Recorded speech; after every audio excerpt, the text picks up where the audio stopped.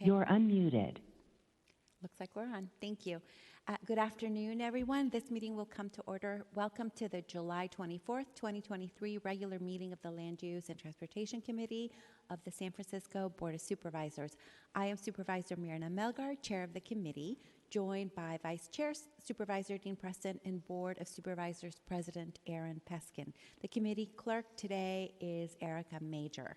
I would also like to acknowledge G. Matthew Now and Jeanette Egelauf at SFGov TV for staffing this meeting. Madam Clerk, do you have any announcements? Yes, the Board of Supervisors and its committees are now convening hybrid meetings that allow in-person attendance and public comment while still providing remote access and public comment via telephone. Public comment will be taken on each item on this agenda. Those attending in person will be allowed to speak first, and then we will move on to a remote call-in line. When connected, you will hear the meeting discussions, but you will be muted and in listening mode only. When your item of interest comes up and public comment is called, those joining us in person should line up to their right, and those on the remote call-in line should press *3 to be added to the queue.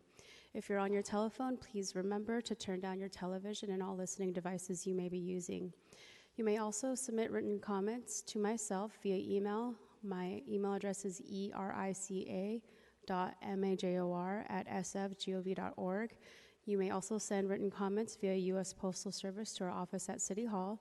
The address is 1 Dr. Carlton B. Goodlett Place, room 244, San Francisco, California, 94102. Finally, items acted upon today are expected to appear on the Board of Supervisors agenda of September 11th, unless otherwise stated. Madam Chair? Thank you very much, Madam Clerk. Please call item number 1. Item number 1 is a resolution authorizing the acceptance and recording of an aviation easement by the City and County of San Francisco from Nor LLC for the development at 410 Nor Avenue in South San Francisco at no cost to the City and County of San Francisco, and to authorize the Director of Property to enter into amendments or modifications to the grant that do not materially increase the obligations. Members of the public who would like to speak, now's your time to press *3 to be added to the queue. Madam Chair? Thank you so much. We have Kathy Widener, I think on Teams, to present on this item. Yes, good afternoon, Chair Melgar, Vice Chair Preston, and President Peskin. I'm Kathy Widener with the San Francisco International Airport. The item before you requests your approval to accept an navigation easement for a property owner developer for construction of 3 residential structures at 410 Nor Avenue in South San Francisco. The proposed development will ultimately contain 338 units of housing.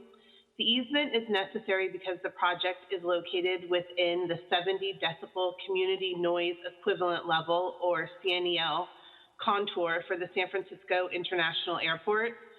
The South San Francisco City Council overrode the incompatibility determination and imposed a condition of approval requiring that the property owner grant a navigation easement to the City and County of San Francisco and to the airport. This easement grants the city the right in perpetuity to permit the flight of aircraft throughout the airspace above the property, to impose noise, sound, and other effects due to the operation of aircraft, and it protects the city from lawsuits brought by the current or future owners related to noise. The easement indemnifies the city of any and all future lawsuits from aircraft operations over this residential development. I'm joined by airport property management staff, and together we are available to answer any questions you might have. I will note that there is no fiscal impact of granting this easement, so there is no budget analyst report. Thank you. Thank you very much, Ms. Widener. Good Scrabble word, navigation. Let's go to public comment on this item now.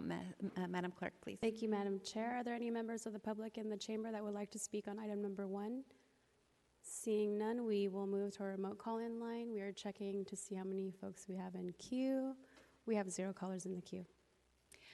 Thank you so much. With that, public comment is now closed. I'd like to make a motion that we move this legislation forward with a positive recommendation as a committee report. Oh, I'm sorry. Is there an amendment? No. Not okay. that I know of. Thank you. And on that motion, Supervisor Peskin? Aye. Peskin, aye. Supervisor Preston? Aye. Preston, aye. Supervisor Melgar? Aye. Melgar, aye. You have 3 ayes. Thank you so much. Please call item number 2, please. Item number 2 is a resolution renaming a segment of Palo Alto Avenue to La Avanzada Street from its new terminus at 241 Palo Alto Avenue westward to its intersection with Delbrook Avenue, and renaming a segment of Palo Alto Avenue between its intersection with Delbrook Avenue. For those joining us remotely, now is your time to press *3 to be added to the queue. You'll hear the system indicate that you have raised your hand in confirmation. Madam Chair? Thank you so much, Madam Clerk. Colleagues, you may remember that a few months ago we had an appeal for a project at 0 Palo Alto Avenue. The issue here is, like many things that happen sometimes in the city, our records are imperfect. Our maps currently say Palo Alto Avenue, all of our official maps, but the street name on the street says La Avanzada. That is the street that goes to Sutro Tower. And there is some development that is proposed for that area, and great confusion among the neighbors because the street names are not consistent. So this is just fixing it. The District 7 office has been trying to get that street repaved for, I don't even want to tell you how many years, like 10 years. And we were finally able to do that, but we need to fix the name on the street map. So I don't think this is controversial at all. I think this is just something that we need to get fixed. We have Jason Wong from the Public Works Bureau, Street Use and Mapping on Teams, and he will share a few remarks, and then hopefully we can pass this. Jason, are you with us?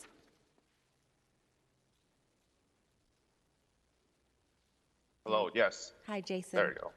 Hello, Jason Wong, Bureau of Street Use and Mapping. Yeah, this street name change is fairly straightforward. It's just Palo Alto changing a few segments. La Avanzada Street is private, that goes up Sutro, and therefore it will connect to the intersection at Delbrook. And the other section will be renamed to Delbrook as it has been, as stated by the neighbors. And all city agencies, and we have approval from all agencies and neighbors that would have responded. Okay, thank you, and I appreciate the collaboration, Jason. So with that, Madam Clerk, since there's no questions, let's go to public comment on this item, please. Thank you, Madam Chair. Are there any members of the public that would like to speak on item number 2 today? Seeing none in person, we will move to our remote call-in line. We are checking to see how many callers we have in the queue. We have 0 callers in the queue, Madam Chair. Public comment on this item is now closed.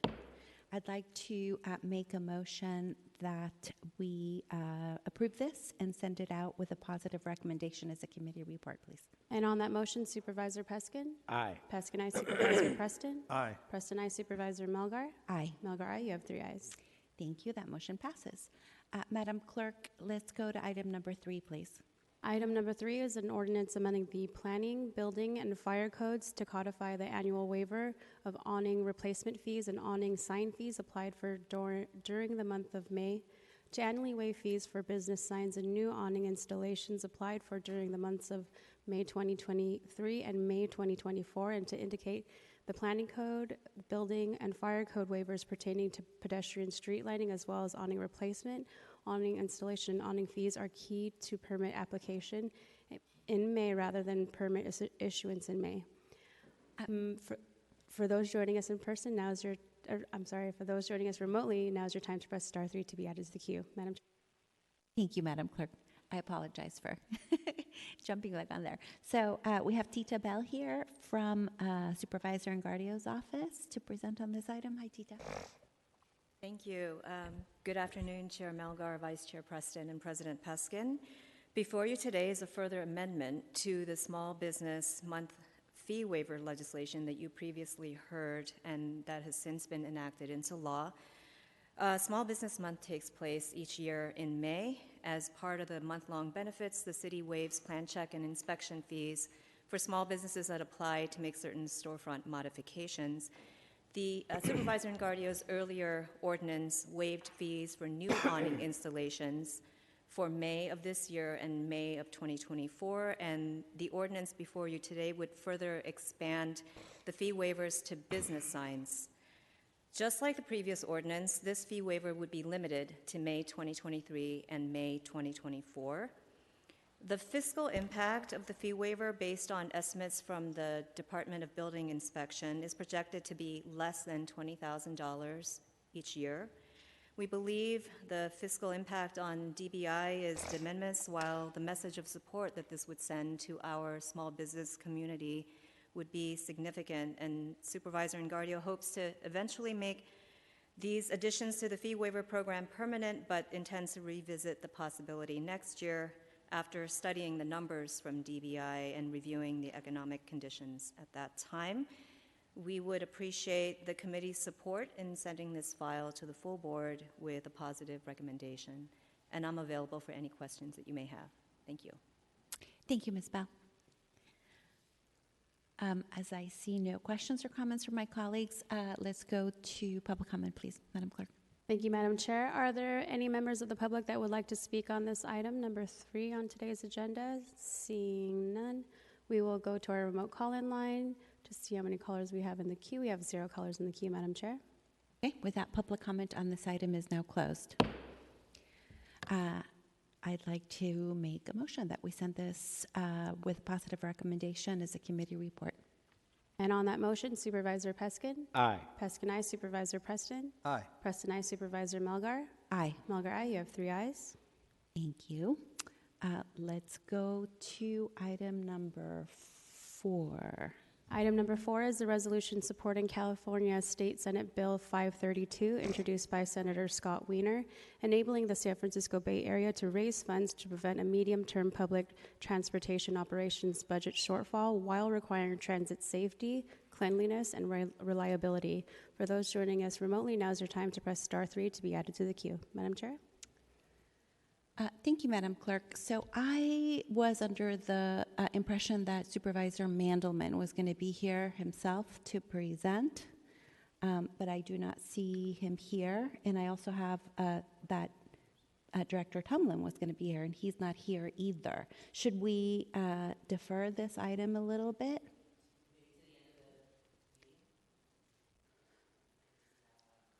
Okay. I'm gonna, out of deference to my colleague, Supervisor Mandelman, defer this a little bit. So let's go ahead and call items number 5 and 6 together, please. Item number 5 is an ordinance amending the planning code to modify the annual indexing of certain development impact fees with the exception of inclusionary housing fees. Provide that the type of rates of applicable development impact fees with exception of inclusionary housing fees shall be determined at the time of project approval. And also amending the building code to allow payment of development impact fees with the exception of fees deposited into the citywide affordable housing fund and affirming appropriate findings. Item number 6 is an ordinance amending the planning code to modify the annual indexing of certain development impact fees with exception of inclusionary housing fees. I believe that's not the right title. Apologies.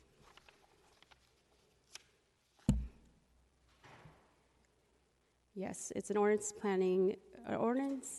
amending the planning code to reduce inclusionary housing program requirements of the planning code, amongst other things listed on the agenda, and making appropriate findings. Those joining us remotely should press star 3 to be added to the queue. Thank you, Madam Clerk. Supervisor Peskin, would you like to share some remarks? I'm happy to share remarks, or if you want to bounce back to 4 with Supervisor Mandelman, I can delay those remarks as you see fit, Madam Chair. I would rather have your remarks because there are other folks in Supervisor Mandelman's party who are not yet here. Understood. Thank you. Thank you, Madam Chair and Supervisor Preston.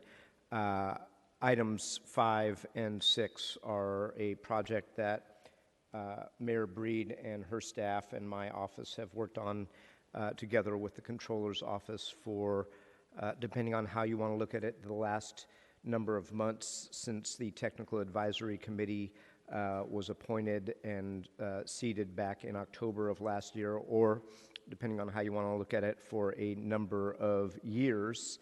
And I just wanted to remind ourselves, and sorry if I sound like a broken record, as I walk us through 25 years of compressed inclusionary housing policy history, But when I first became a member of this Board of Supervisors in 2001, my then colleague, Supervisor Mark Leno, authored and the board passed and Mayor Brown signed San Francisco's first inclusionary law requiring on-site affordable housing and market rate developments or off-site or payments in lieu for such. And at that time, it was a 10% affordability requirement.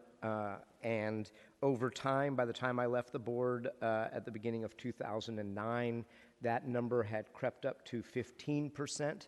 And there were various tweaks to what used to be 415 of the code and is now 315 of the code, or was then 315. Anyway, and then in 2012, the powers that were at that time made a decision to reduce that number in the wake of the what we now call Great Recession from 15% to 12%, which arguably was the right thing to do relative to fiscal feasibility and economic feasibility for new construction starts in San Francisco, but unfortunately froze that number in the charter. The economy took off. San Francisco could have built hundreds, if not thousands, of more affordable units, but they were not captured because the Board of Supervisors could not raise that rate in good times, nor could it lower it in bad times. And in 2016, then Supervisor Kim and myself brought that provision to the voters. A slim majority of the Board of Supervisors on a 6-5 vote chose to put that before the voters. And we did it in a way that really addressed the previous 16 years of history, which was rather than politically trying to figure out what the market would bear, we actually accompany it with an ordinance that said on an every 3-year basis, our controller, a politically neutral party, if you will, would undergo a economic feasibility study and determine where feasibility was. And bless the voters of San Francisco, they voted for that charter change. We undertook our first technical advisory process. Controller Rosenfield hired Century Urban, and Century Urban told us what we already knew, but actually put some parameters around it, which was that our inclusionary housing rates were much lower than they should have been. And that then went into the realm of some political negotiation and horse trading, and we ended up with today's inclusionary housing rates and our current scheme, and would have revisited it 3 years later as Supervisor Kim and my legislation envisioned, but there was a little interruption called COVID. The controller and I were very clear with everybody that we were going to delay that process. It was not the most important thing going on in 2020. And what we have before us is based on the Technical Advisory Committee process, a new Century Urban study, and an extensive set of negotiations that happened in parallel to the Technical Advisory Committee process, wherein members of the market rate development community, the affordable housing community, the Office of Economic and Workforce Development, represented by Ann Topier, who is in the audience today, and her colleague Ted Conrad, as well as Controller Rosenfield and our city economist Ted Egan.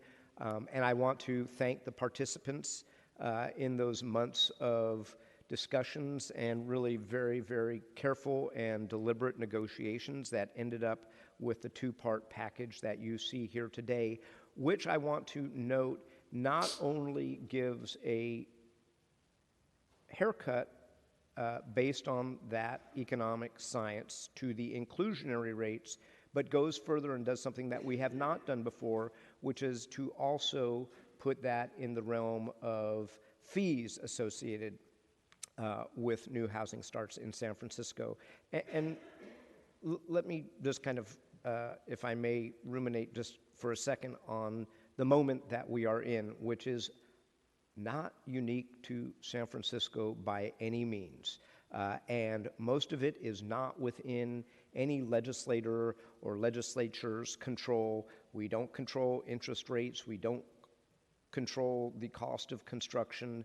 And frankly, those are the major things that have impacted housing development in the state of California and beyond. But we do control a few things, including the fees that we charge, our inclusionary rates. And I think there was a profound and correct acknowledgement in those conversations by the market rate development community that inclusionary housing is one of the tools that San Francisco has enjoyed and should continue to enjoy to add to our affordable housing stock. Unlike a few representatives of the YIMBY constituency who showed up the TAC committee meetings who thought that inclusionary housing should be gotten rid of entirely, that was not the views of the responsible market rate development community, who I think fundamentally believe that we should get as much as we can while still making development feasible. And that is what this package here represents today. We have looked at ROIs on various projects, and I want to be very clear, and I've tried to be clear in the media, this is going to turn the dial for projects that are in the pipeline and some projects that have yet to come into the pipeline. I think it is significant. But it is not going to be enough for everybody because we don't control interest rates and we don't control the prices of sticks and bricks, but it is going to move the dial. And I think it sends a very important message that San Francisco is serious about going after it, that we are serious about 82,000 units, that we're serious about 46,000 units, and 46,000 affordable units, which I always remind people. And a matter of fact, I have a few small non-substantive amendments, including a finding that reminds us that it's not just 82,000 units, it's 82,000, 46,000 of which are to be affordable under our RENA goals. But so that's how we got here. I want to thank my staff, Sunny Angulo, who has been remarkably important to these conversations, Ann Topier, Ted Conrad, Sarah Dennis Phillips, Whitney Jones, Peter Cohen, Jesse Blout, Controller Rosenfield, Ted Egan, for the discussions that were collaborative, that involved some give and take on all sides, that resulted in the package that is before you here today, which lasts for 3 years. And pursuant to the TAC legislation, barring another pandemic and city shutdown, we will revisit in 3 years. And as a matter of fact, there are a few changes to the TAC process in Section 415, because one thing that I did learn along the way Supervisor Kim and I wrote that legislation originally was when the TAC process ended, the TAC was disbanded, and this actually keeps the TAC in place, which does not mean that the appointing authorities, the mayor and the Board of Supervisors, can't make adjustments to their members, but it doesn't sunset, it doesn't have to be recreated. You don't have to wait 3 months when somebody remembers that January of 2026 has rolled around, so that is in here as well. And the Office of Economic and Workforce Development, I think, has some words that they want to share, but I commend these two pieces of legislation to you and thank the Mayor's Office for their cooperation and the various parties from the affordable housing community and market rate development community for getting us to this point. Thank you very much, President Peskin. So we have Ted Conrad here from the Office of Economic and Workforce Development who will present. And we have Kate Conner on standby in case there's any questions from folks. Welcome. Thank you, Supervisors. Ted Conrad from the Office of Economic and Workforce Development. I won't take up too much of your time here. Just a few thoughts to share. You know, we really look at both of these pieces of legislation as a package. We call it the Housing Fee Reform Plan, and feel that these are important and complementary pieces of legislation. President Peskin just did an excellent job of summarizing the inclusionary housing legislation, and so I won't sort of reiterate any of that. I'd like to tell you briefly about the impact fee reform legislation, which is the other piece. This makes a number of changes to the way the city collects development impact fees and really helps make sure that the structure is appropriate for the current phase of the economic cycle that we're in. And at its core, it's about providing predictability, transparency, and stability to everybody involved in the impact fee process. So it does a number of things practically. The first thing the legislation does is changes the way that the impact fees are annually escalated. They're currently escalated by a rate called the Annual Infrastructure Construction Cost Inflation Estimate, AICCIE. This is a forward-looking construction cost estimate that's published by our Office of Capital Planning and Resilience, and it's really designed to be used for capital planning and budgeting. The current practice of using this index to escalate our impact fees results in undue volatility and a lack of predictability in the process. And so the legislation would change it so those fees are escalated by a flat 2% annually. Again, this is designed to provide total clarity to all parties involved. Additionally, the legislation would make a change to when fee rates are assessed. So currently, fee rates would continue, the fee rates that a project is subject to would continue to escalate between project approval and the project pulling a first construction document. This legislation would change that so that the fee rates would be locked in at the time a project is approved. Again, this would provide absolute certainty to project sponsors, city staff assessing and collecting fees, and city staff budgeting and spending fees, what the fees that a particular project would pay would be. Thirdly, the legislation would reestablish the impact fee deferral program, which was in effect between 2010 and 2013 as the city came out of the Great Recession. This program would allow projects to defer between 80 to 85% of their impact fees from payment at first construction document to payment at first certificate of occupancy. It would, again, these fees would be paid before properties and buildings are leased up, but by allowing that payment slightly later in the process, it saves considerably on financing costs, improves project feasibility, and hopefully will stimulate more projects to move forward, helping us to meet our housing goals and facilitate our economic recovery. I do want to note that as drafted, the legislation would not allow deferral of inclusionary housing fees. Those would continue to be due at first construction document. The legislation exempts certain types of projects that are, we think, key sort of job creation projects from paying impact fees for the next 3 years. So these are retail and PDR projects in PDR zones that meet some other criteria, as well as hospitality projects. So those are hotel, bar, restaurant, and entertainment uses in the C2 and C3 zones. These projects would pay no impact fees associated with those uses if they break ground in the next 3 years. And again, the impetus for this is really to incentivize those projects to move forward that can create jobs, especially good blue-collar jobs here in San Francisco. I do want to note one additional item.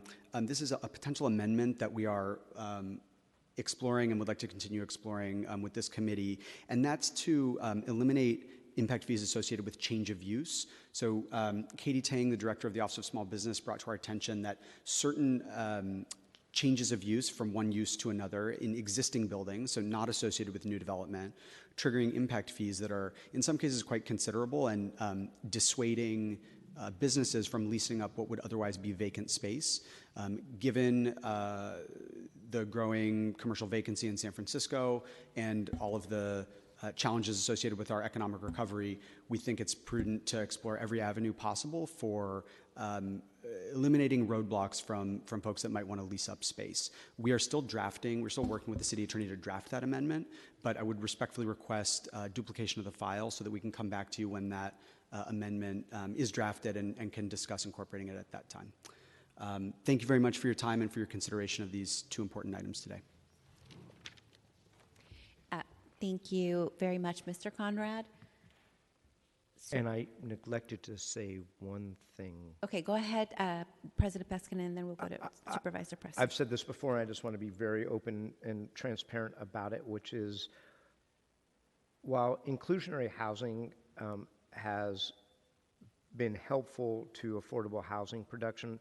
It has not been the main source of affordable housing production, and I note that nobody's happy about reducing 20% our current inclusionary numbers, but part of this entire conversation, and this is not new news to the board, was predicated on working together to find traditional sources of affordable housing funds for construction of new affordable housing, which is precisely why the Capital Planning Committee recommended and this board voted unanimously to change our capital planning bond schedule to bring forward an affordable housing bond in March and to increase the size of it by 50% to $300 million. So that, I just want to say that is part of this package, although it is not before us today, but will be before us this fall as we undertake deliberations to hopefully put that on the March of 2024 ballot. Thank you, President Peskin. Supervisor Preston. Thank you, Chair Melgar. Let me start by thanking President Peskin and the Controller's Office and the Inclusionary Housing Technical Advisory Committee and all the community members who've been part of this conversation to date. I see this as a fairly significant policy shift for us at the city, and it's one that I think certainly warrants making sure the public's aware of it and making sure we get any of these things right.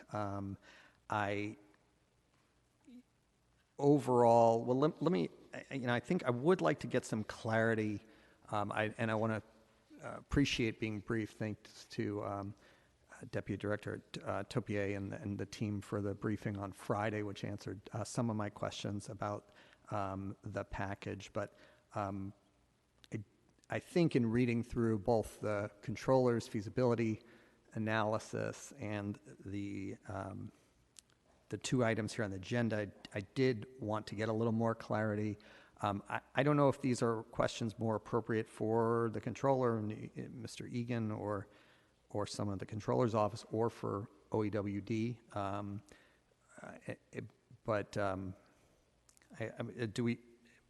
think my understanding is we just have OEWD here and no one from the controller. Is that right?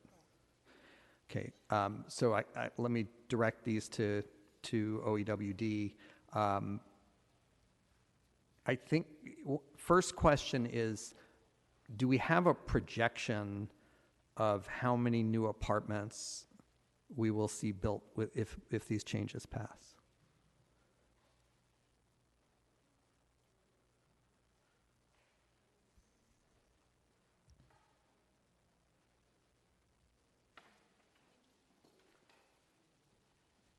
Thank you, Supervisor. I mean, we do have planning here as well, and I know that planning has done a little bit of analysis on running some numbers, and I think that, okay.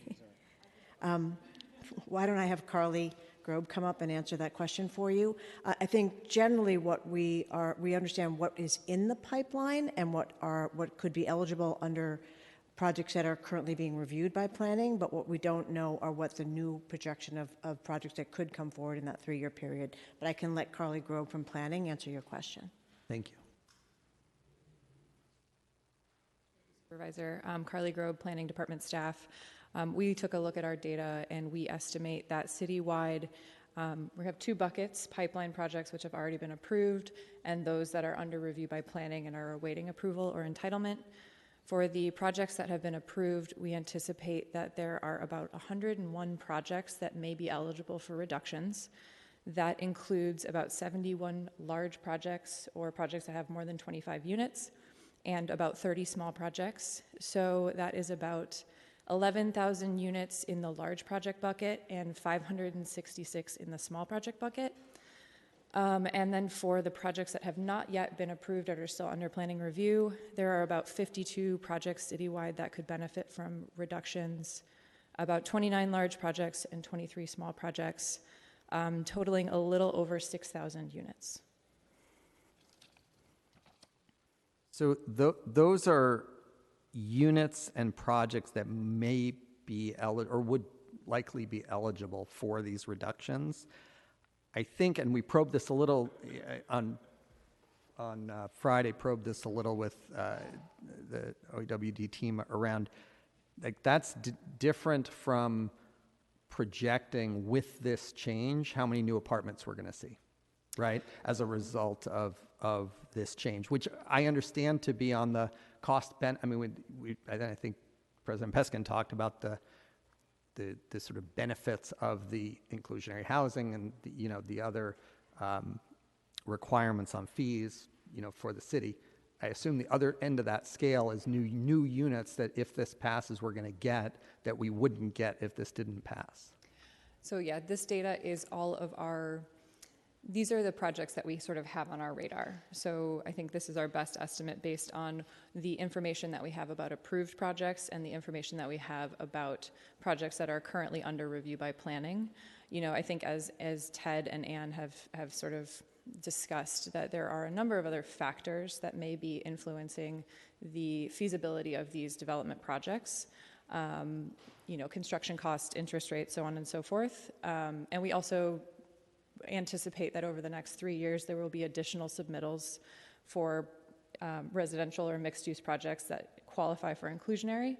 But this is, I think, these are our estimates based on what information we have about the projects that are currently in the planning realm. Does that answer your question? I don't think so. And again, this may be a question more appropriately. I mean, this is about modeling the economic impact that maybe is more appropriately directed to the city's economist, right? Because I mean, I think when you read the controllers and Mr. Egan's analysis, I believe what they say is regardless of what you do with your inclusionary rate, whether you drop it by 3%, 5%, eliminate it entirely, that the projection is you're not going to see new apartments as a result of those change. There's 5 different prototypes studied, right? I think there's one in terms of ownership of mid-size ownership condo units that maybe, right? There's a case that maybe this makes something feasible that wasn't before. But I really wanted to give this opportunity. If I'm interpreting that wrong, I think it's important to have on the record, because I think from where I sit and what I've reviewed in the record, the answer to the question I posed is 0. Like the answer to the question of, with this change, how many additional apartment units are we going to see built as a result of this? I think the projection is 0. So maybe Ann can jump in too. To clarify, the TAC analyzed different prototypes for development, and they analyzed the feasibility of both rental and ownership projects at a variety of sizes, so kind of small infill up to kind of high-rise construction. Their findings were that for apartment types of projects, the inclusionary rate there is no on-site inclusionary rate that would result in a feasible apartment project, given the other economic inputs that are kind of assumed in residential projects today. For condo projects, that was a little bit of a different analysis. They determined that an on-site rate between 12 and 16% may be feasible for small condo projects. And I will let OEWD, do you have anything to add to that? Thank you, Supervisor. Ted Conrad from OEWD. Thank you for the question. I just wanted to maybe add a little bit of color, which is that the analysis studies prototypes. Every project in development is different neighborhood, different parcel size, all sorts of different permutations, and we can't possibly study every project, and so that's why the controller and the consultants study a range of prototypes meant to describe broadly the universe of development projects that we do see coming forward to the planning department. And so I think there is variation within development projects. I think certain projects would approach feasibility due to these reductions. Others would not, given all of the other external macroeconomic factors that Supervisor Peskin mentioned earlier. But I think the one thing that we do know is that these reductions do meaningfully help financial feasibility of projects, and it is probably the single biggest lever that we, as the city, can pull with regards to financial feasibility of projects. Is there a projection of, to the extent that some things are going to move forward that otherwise wouldn't here, is there any projection of the lost revenue from the fee reductions?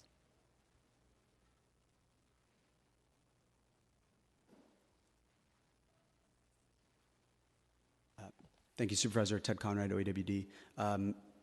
I think there's too much uncertainty in all of the, too many factors to consider that fold into financial feasibility or lack thereof to measure the effect on projects moving forward that impact fee reduction would have, and thus that would be required to calculate any citywide revenue reduction. So there's no study either from OAWD or the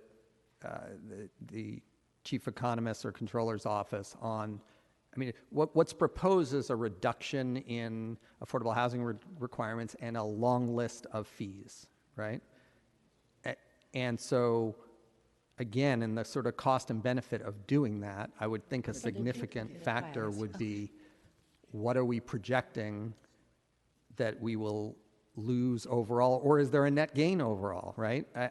But it doesn't seem like those, any projections of what we're losing from reducing those fees have been done. Is that right? Thank you, Supervisor. I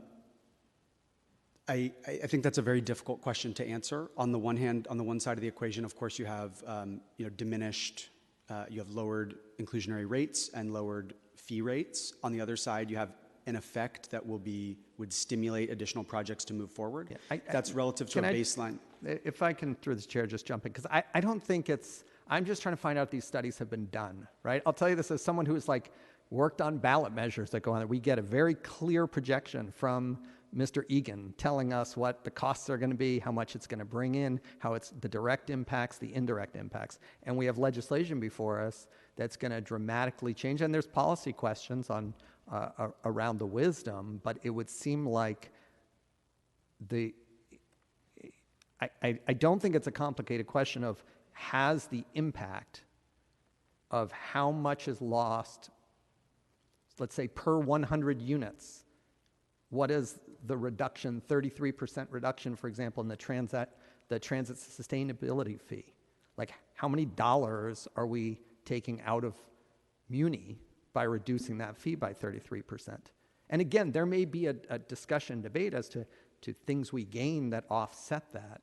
But this is something I raised when we met on Friday, and I'm just at a loss when we're looking at reducing these kind of fees that there's no projections from the economist on how much we're talking about, the economic impact of that. So is that something that's in the works? Is that not? Are we going to see anything of that type? And I flag it not just on this. I mean, I feel like there's a number of different types of legislation, moving forward around fees, and we got to know what we're giving up if we're being asked to vote to reduce fees on developers. Thank you, Supervisor. My understanding is that the City Controller's Office and Ted Egan's office issued a report that, or made a determination that they did not need to issue a report on any economic impact.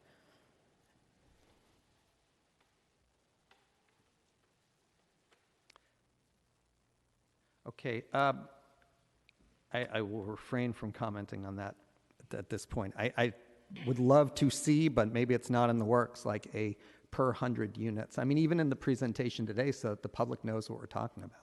What is a 33% reduction in the whole long list of fees that are significant community benefits? So then we can have an informed discussion of weighing those against the benefits that I know the legislation is trying to make. But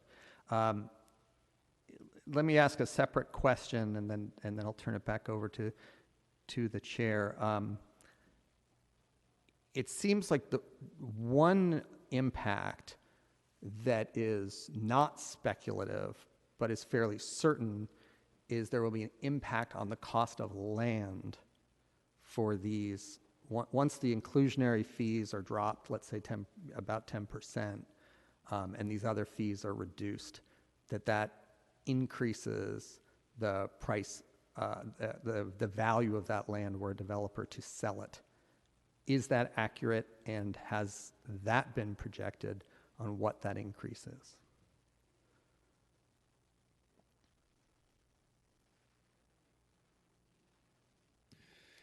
Thank you, Supervisor. I think in theory, yes, that is accurate. I think looking at the TAC report that was put together by Century Urban and obviously directed by the city economist, there was, in most of the cases, there was no residual land value. In most of the development prototypes, pardon me, there was no residual land value, even at, I believe I'm stating this accurately, even at a hypothetical inclusionary rate of 0, meaning the development economics right now are so challenged due to high construction costs, high interest rates, et cetera, that there would be no, even for free, even if the land was free, these developments wouldn't pencil. That's in certain cases. So I think, that effect of what those land prices would be for development is sort of difficult to say. All right, I'll just note that the land isn't free, though, and the reality is the developer is not the only player in this market. And when the city tries to acquire land for affordable housing, we're still paying $20 million, $25 million, depending on the site, and those numbers are going to go up. So if, in other words, what we're saying under the controller's report is that even with these inclusionary changes, some of these projects, or all of them, aren't going to pencil. So there's still going to be a market for them to sell to the one game in town that's actually developing, and that's affordable housing. And the only certain impact of this is going to be to inflate that price. So that's, again, no one factor is determinative here, but that is another thing that weighs on me as we're analyzing this. Thank you, Madam Chair. Thank you very much, Supervisor Preston. I'd like to recognize Supervisor Safai, who has joined us. Welcome, Supervisor Safai. Thank you, Chair. I really appreciate it. Thank you also to Supervisor Peskin for the work put in. I mean, we put the TAC in place some time ago, as he talked about, and the idea is, and I think just in general terms, and I appreciate the line of questioning from Supervisor Preston, I think what we're trying to get at is, at the end of the day, I think we could sit here all day long and debate whether or not what the impact could be, but I don't think anyone debates that we want to build more housing in the city. And I think from talking to engineers, architects, builders, building trades, everyone across the board understands that projects are stuck. And there's a whole host of elements that go into that, inputs that go into that. It's the cost of construction, it's the cost of labor, it's the cost of the fees and requirements that are imposed by the city. And this is, as OEWD has said, this is one of the biggest levers we have. Another one is the transfer tax, the impact fees, some of which we'll talk about today. All of those things, and I can tell you as the president of the retirement fund, which oversees $33 billion of our money, our members' money, it is a major, major impediment to investment in San Francisco. This is not made up. This is actual investors from all over the world and in our own city. And so it is an impediment. So we have to do something here at the local level. I want to make I'd like to duplicate the file so one file can sit in committee and we can continue this conversation. But part of the reason why I came here today is because I think there was potentially an oversight by the group. There were smaller projects were left out of the conversation. Thousands of them remain in the pipeline. And then we have our local density bonus program. We just cut the ribbon last Friday on a phenomenal project in my district, almost 200 units. But that was financed 4 years ago. And I have 3 or 4 more in my district that are in the pipeline, and I know others in the city under the Home SF program that will not go forward under the current economic climate, particularly as it relates to this, the inclusionary rate. So we propose some very simple amendments today, which would mirror the reductions on the percentage of reductions on the larger projects, both for the Home SF project and for the 10 to 24 units. So I think it's worthwhile. Certainly wouldn't want to leave out the smaller projects. I think there's thousands of those also in the pipeline, and I think the impact will be helpful also to stimulate the economy and get more units built that otherwise would sit. So we essentially mirror what's been proposed. So happy to take any questions, but would appreciate the committee moving those amendments for the duplicated file, and then we can move on. Thank you, Supervisor Safai. So I'd like to make some remarks about this item. So I will ask to duplicate the file, so since you're not on the committee, and move the amendments that you have suggested, and then continue it to the call of the chair until it's ready after discussion by everyone. I will say that we had a process for this. We had a committee that had appointments by the mayor's office and by us. We voted on the folks that served on this committee, and there was a long process by which people looked at the numbers. I do see similarities in the effort with what we just went through on the budget with the child care tax that was proposed by the mayor's office as an incentive for leasing, that, like this tiny reduction, 0.5% on commercial tax would, incentivize leasing it up. But in that instance, we didn't have a committee. There was not, there was one memo that was done by Ted Egan. There was no discussion. There was no vetting. And whereas I think that this was a fairly robust effort that was based on a Nexus study that we've done, a few times. It's not the first time that we are, looking at these concepts. I do think that there's also a very big difference in that, when you say things don't pencil out, it is a point in time, whereas, buildings last for a very long time and have an economic value that can be captured over that time in terms of rent. So it may not pencil out the day you get the certificate of occupancy, but when the market changes 6 months after that, or a month or a year after that, it is a very different picture. So it's not a static thing. It's something that changes over time. And there's lots of things that are changing, like the supply chain issues that we're experiencing, the cost of labor that we're experiencing. There's a lot of things that are involved in a pro forma. So I do think that, this proposal, I do want to thank President Peskin for all of the time and effort that he's put into it, and Topier and the folks at OEWD.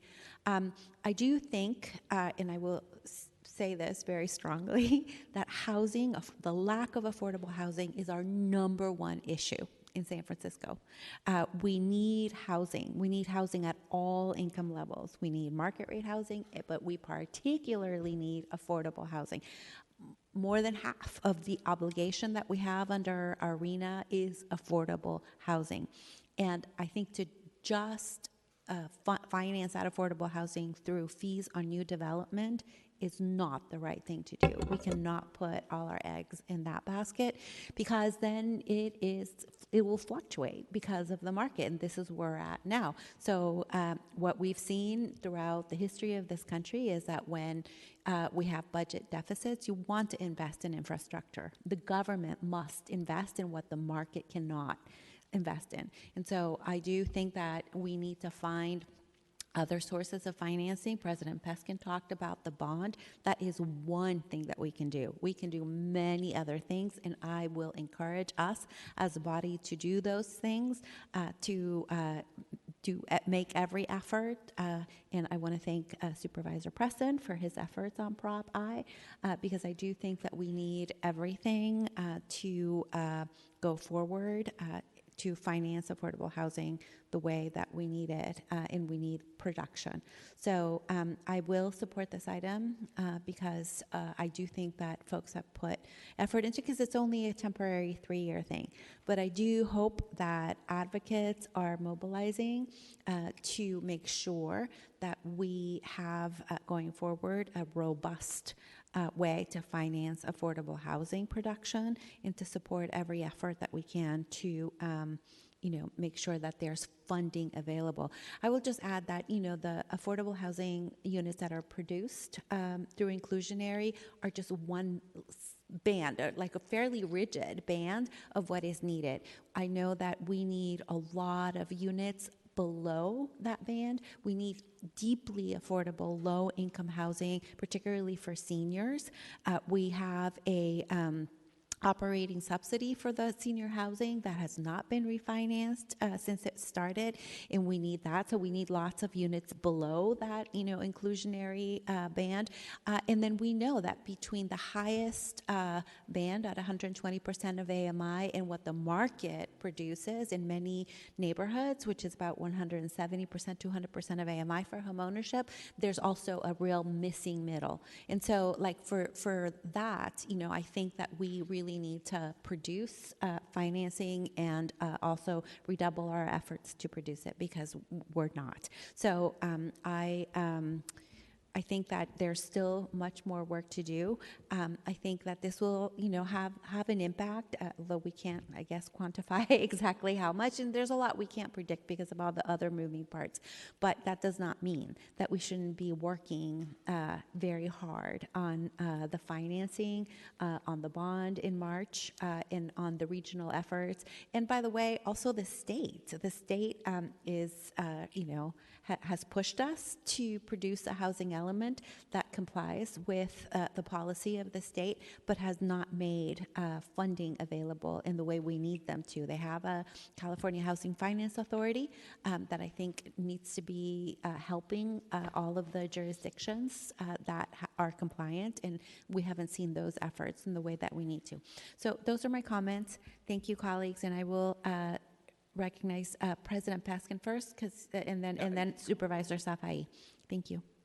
Thank you, Chair Melgar. And before you duplicate, we have, and this is before you, colleagues, a number of small non-substantive amendments to the findings, which I referenced earlier on page 3, lines 7 and 8, rejiggering the number of affordable units to better reflect what the Planning Commission discussed on page 4, line 10, amendments reflecting that the controller has actually already submitted the TAC report, which was not the case when this legislation was drafted. Thank you, Deputy City Attorney Audrey Pearson, for drafting this thing and for these amendments. At page 16, line 14, amendments to the numbering, a fourth amendment at page 13, line 7, to correct, it should say section 415.5B1, not 415.6, and that correction is made along with some font and formatting changes. So I would like to move those amendments before you duplicate the file after we hear from the public. And thank you again, Ms. Pearson. Thank you, President Peskin. Supervisor Safai. I can wait until after. Okay. So with that, Madam Clerk, let's go to public comment on this item, please. Thank you, Madam Chair. Are there any members of the public that would like to speak on item number 5 and 6? Now is your time to line up near the curtains. And those joining us remotely, now is your time to press star 3 to be added to the queue. You will have 2 minutes to speak.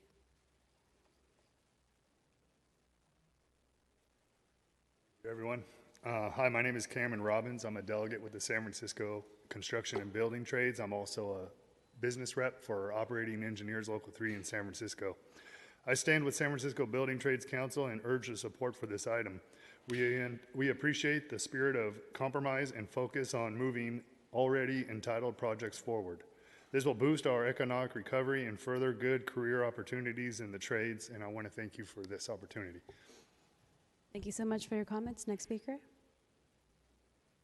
Good afternoon, Chair Melgar, Supervisor Preston, President Peskin, Supervisor Mendelman, Supervisor Safai, Charlie Shamos with the Council of Community Housing Organizations.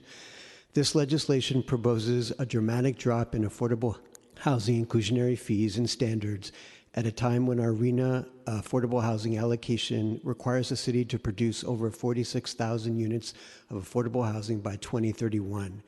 According to MOHCD, there is over $900 million in funding gaps to meet our current affordable housing pipeline and an enormous local funding gap of between 1.3 and 2.4 billion per year over the next 8 years. Our local funding for affordable housing is volatile and over-dependent on one-time allocations, most of which is drying up. We have not sufficiently prepared ourselves for the next 8 years of our RENA cycle, and 2031 is in the not-so-distant future, requiring that we match the scale of our public investments with the goals we have adopted as a city. We need to create new tools, substantially ramp up our public investments, and create a system that is not over-reliant on market rate housing.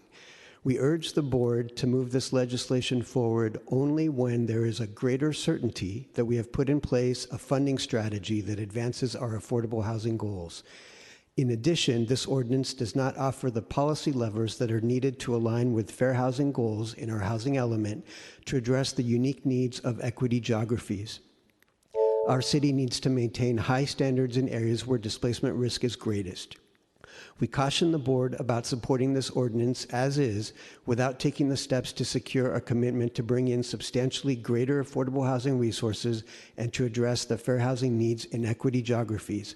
Otherwise, as we try to solve the puzzle of unlocking the development pipeline, we will end up taking steps backward from achieving our affordability goals.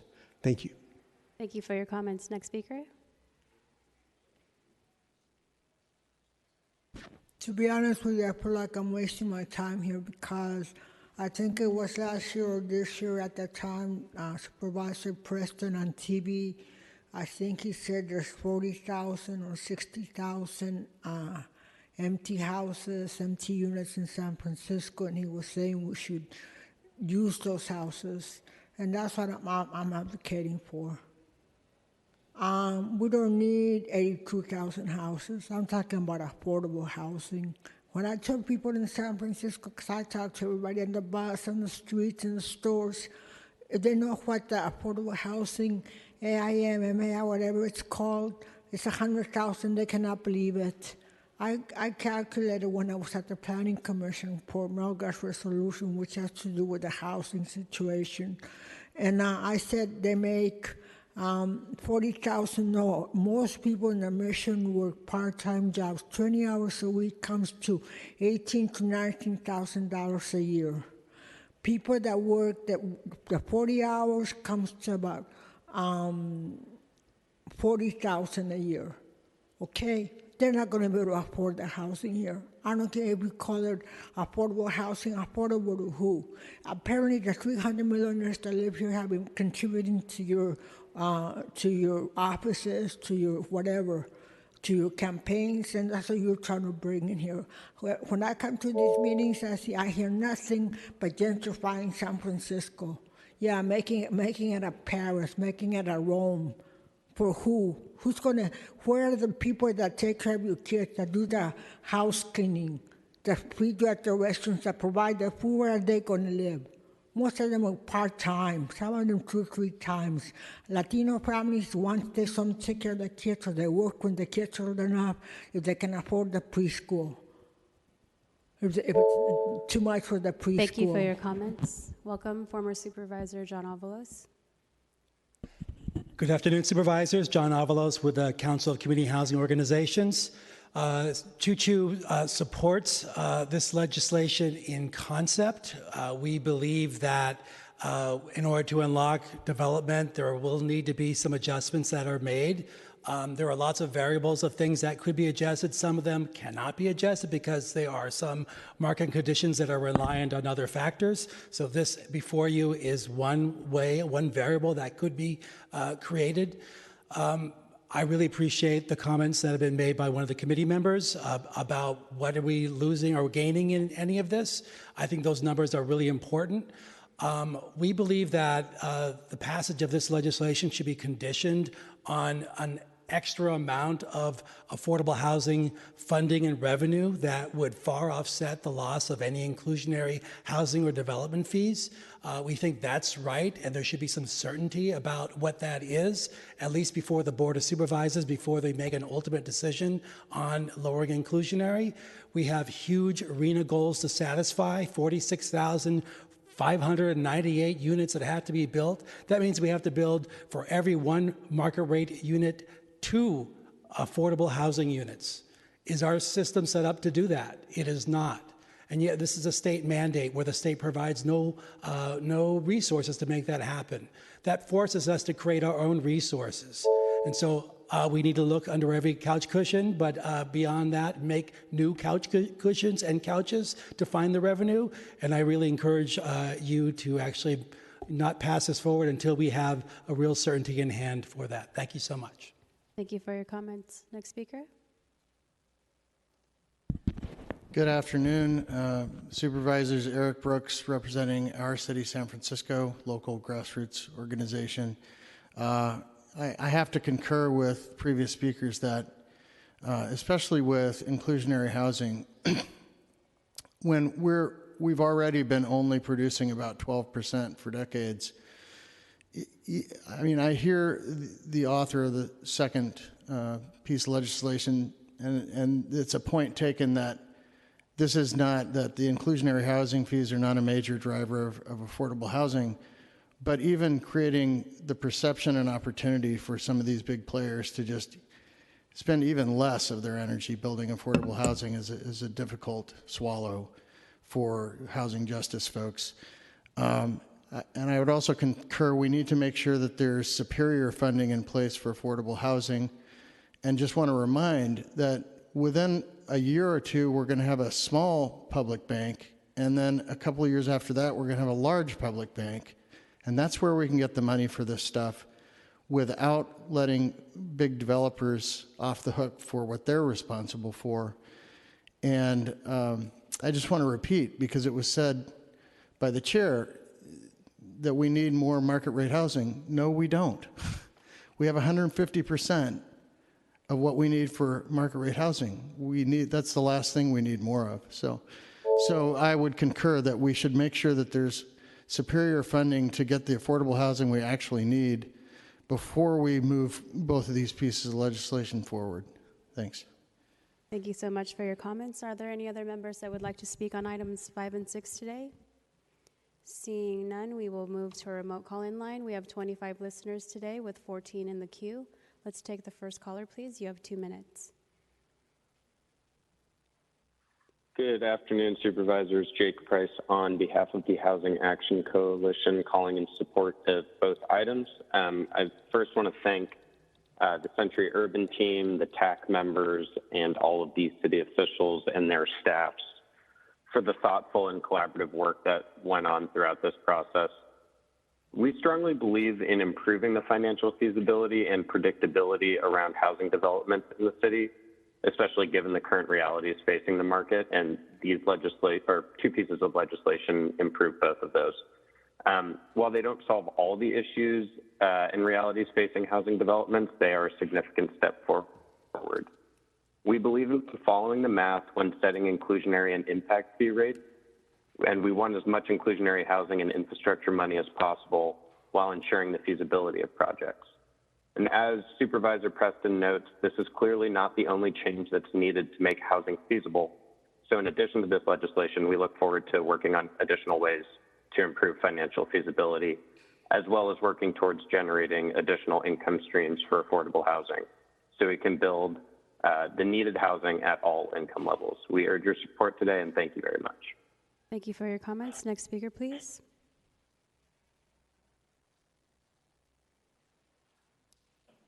Hello, this is Ed Reyes. I am president of Iron Workers Local 377 in San Francisco.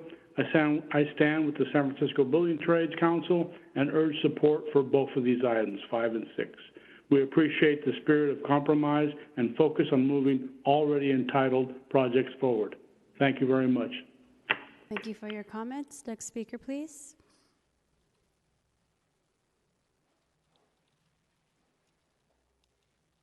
Good afternoon, members of the committee. Rudy Gonzalez with the San Francisco Building Trades Council, representing 27 construction unions and their apprentices in the city of San Francisco. I want to thank President Peskin and the mayoral staff that have been involved, the controller, Supervisor Safai. As somebody who was involved intricately in the last negotiations, I appreciate how the spirit of compromise is more than just a sentiment, that it's important that all of those stakeholders in the TAC and the various departments and agencies really have to put the city first and not their own stakeholder interest.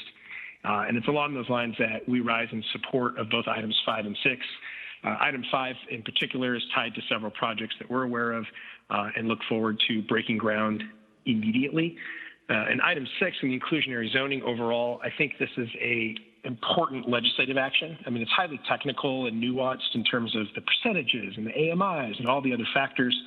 But what we're talking about is unlocking, essentially, a pipeline of projects where we have entitled and otherwise feasible projects that cannot bear the weight, not from a principled standpoint or an ideological standpoint, because, you know, only 6% of our high earning members can even afford to pay rent in the city without being rent burdened. So we definitely feel that pressure, but we have to unlock the projects that were perhaps feasible in a different economy with different interest rates and different opportunities for financing, and just surgically adjust that dial. And if we can do that now and not forever, not in perpetuity, but strategically and meet the moment that we are in, we think we can alleviate this crisis, and not on behalf of, you know, people that are measuring progress on the balance sheet. I mean people who are measuring, you know, their livelihood and if they can afford to pay rent and put food on the table and pay for health care. And we still have 1,100 members in this city who are out of work for over 2.5, coming up on 3 years now, with tens of thousands of units of projects with high road partners. Next speaker, please.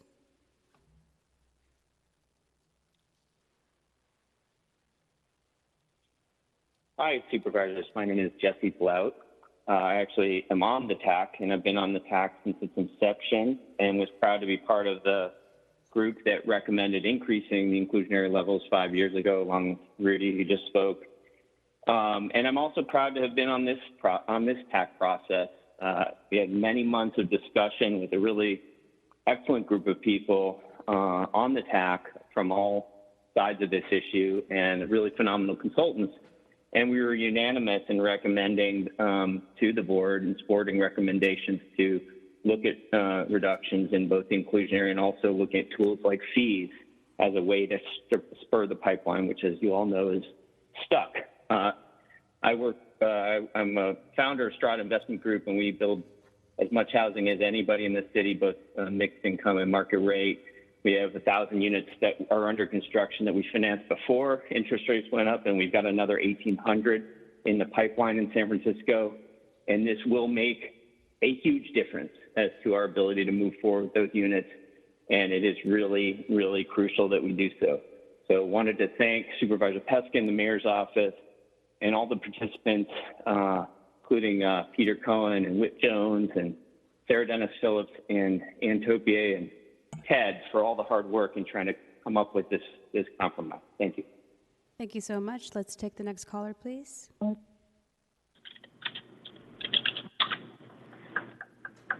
caller. Hi, this is Adam Pavlaka. Oh. Hello? Sorry, go ahead. Hi, this is Adam Pavlaka from D6, and I think definitely support this. You know, knowing the numbers, like Supervisor Preston said, is good. You always want to have transparency, but it's also important to remember that if nothing happens, 0% of 0 is still 0. And, you know, going to what Supervisor Melgar said, you know, lack of affordable housing is our number one issue, but, you know, it's housing overall. The one comment that I would make is I would love to see some sort of amendment ensuring that no site that's been in violation of planning code or building codes can take advantage of that. I think that this is something that's near and dear to us here in D6, because we have a site that was a PDR site that was illegally remodeled into a office in violation of local zoning in violation of Prop X. No permits were pulled, nothing. And, 3 years after the initial complaints, planning is finally looking into it, but planning has so far declined to enforce it because they've said that President Peskin's office is considering retroactive legislation specifically for this one site to legalize it ex post facto. I think if we allow, I'm sure Peskin has his reasons, but if we allow one-offs like this to happen, especially with bad actors and this impact fee going forward, we're just going to be digging ourselves into a deeper hole. We need to make sure that, this only applies to projects that follow planning code and are properly entitled. Thank you. Thank you for your comments. Let's take the next I'm sorry, caller. Madam Chair, what's that guy talking about? Next speaker, please.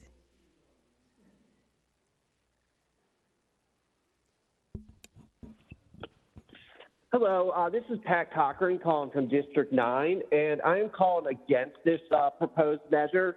I believe, right now, as other callers have alluded to, we need 46,000 units of affordable housing by the year 2031, and it makes absolutely no sense to be cutting the requirements, when they build market rate housing for the amount of affordable housing they have to build. Also, it makes no sense to lessen the impact fees for public transportation. And, let's just be real. The reason why why market rate housing isn't being built right now is because there's higher interest rates. So to then go try to tackle this problem by lowering the amount of affordable housing developers are supposed to build, it just makes no sense. We should keep these requirements, if not strengthen them, because, obviously this city is losing its working class. It's losing its diversity because it's so expensive to live here. And the only way we're going to fix that problem is by building more affordable housing, not less. We need to get those 46,000 units within the next 8 years, and it is not the time to be cutting these inclusion rates. Thank you. Thank you so much. Let's take the next caller.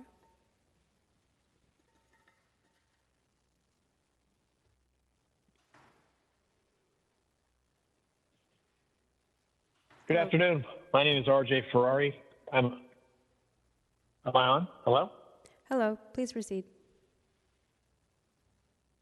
Good afternoon. My name is RJ Ferrari. Thank you for letting me speak. I'm a Local 38 representative, and I stand with the building and construction trades and urge support for items 5 and 6. I want to thank the mayor's office for all their hard work, and also Supervisor Peskin. Thank you. RJ Ferrari, Local 38. Thank you so much. Let's take the next caller, please. Hi, my name is Peter Lang. I'm a business manager of the United Union of Roofers and Waterproofers, local number 40. And we stand with the San Francisco Building and Construction Trades Council in support of items 5 and 6. We appreciate the focus on moving these projects that are already entitled forward. We believe that, this will boost our economic recovery and further good career opportunities in the trades. Thank you for this opportunity to speak. Thank you so much for your comments. Let's take the next caller.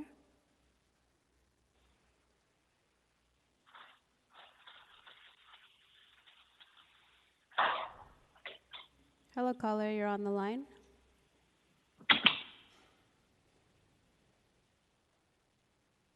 Okay, let's... Hello.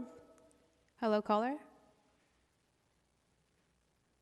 Jeanette, let's... Can you hear me? Yes. Go ahead. You have 2 minutes to speak. Can you hear me? Yes. Yeah, this is Ramon with Local 261, Libre, San Francisco, represented over 5,500 members. We urge him to help to pass all these projects coming on the pipes with item 5 and 6. There'd be a lot of work for our members. We should pass it now when a lot of the projects they're entitled to. Thank you. Thank you so much. Let's take the next caller.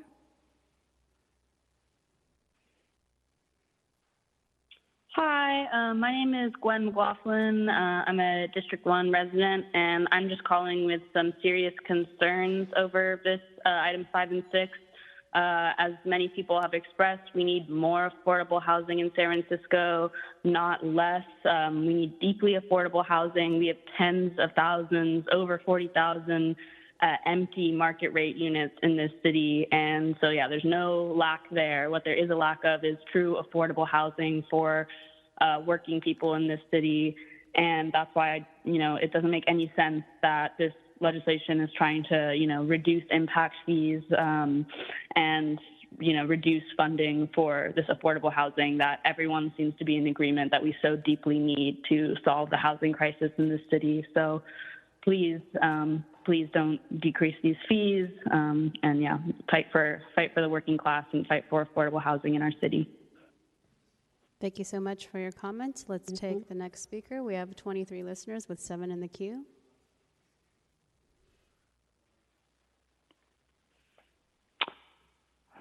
Hello, I'm Mary Miles.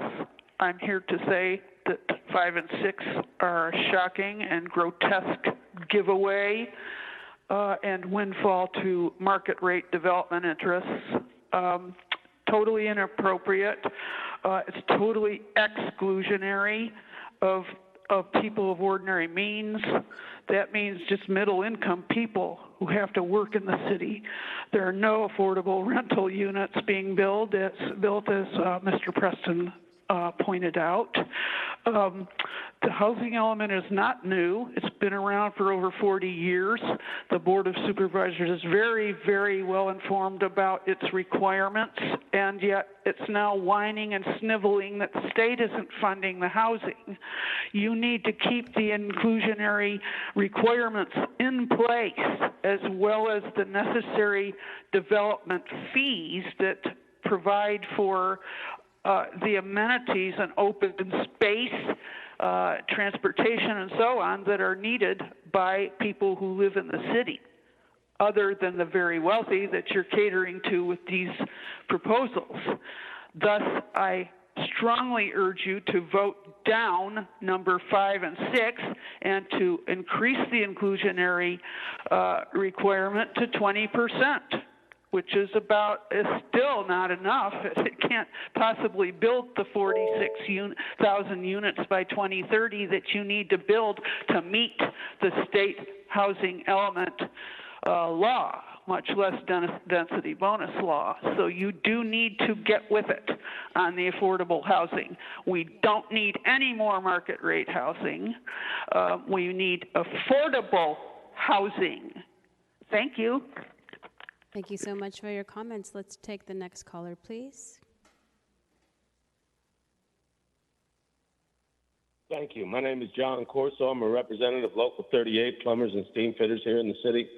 We stand with the San Francisco building trades in support of both items 5 and 6. Thank you for your time. Thank you so much for your comments. Let's take the next caller. So let me make it very clear. We need to do a needs assessment on the thousands of rental units that we've lost in the past. Take the Academy of Arts, for example. There is no way you can build affordable housing when you don't have the resources. You cannot build anything under $850 per square feet. So don't waste our time by Mickey Mousing some kind of legislation. You cannot build it. And you'll have to get back those rental units, thousands of them that we lost in the past.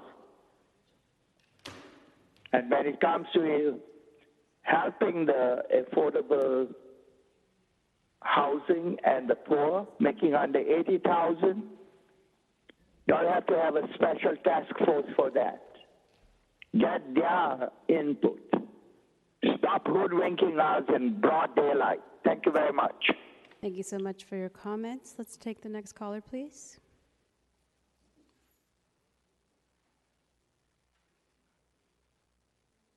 Hi, this is Jeremy Schaub from Schaub Lee Architect, calling in support of both bills. We think that this is a good compromise between providing some additional housing instead of none for projects that can't be built due to current market conditions.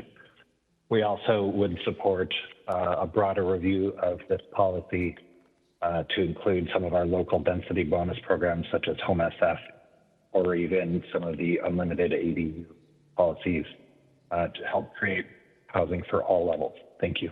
Thank you so much for your comments. Let's take the next caller, please.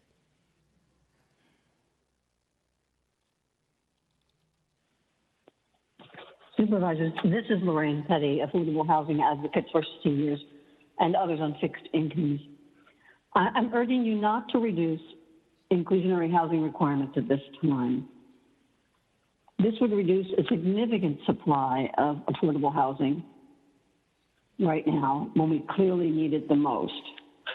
First, it's generally agreed that inclusionary fees are not the cause of residential building slowdown, and even their total removal will not miraculously move construction out of the pipeline. Actually, it's not the costs. Developers are really waiting for the return of affluent workers who can pay the high prices market rate housing will demand. The affordable units that will not be built because of this legislation could run into the thousands. These are homes people are desperate for. So instead of cutting them out, we should be building more, and at the same time, adjusting the AMI levels downward to match actual real-life needs.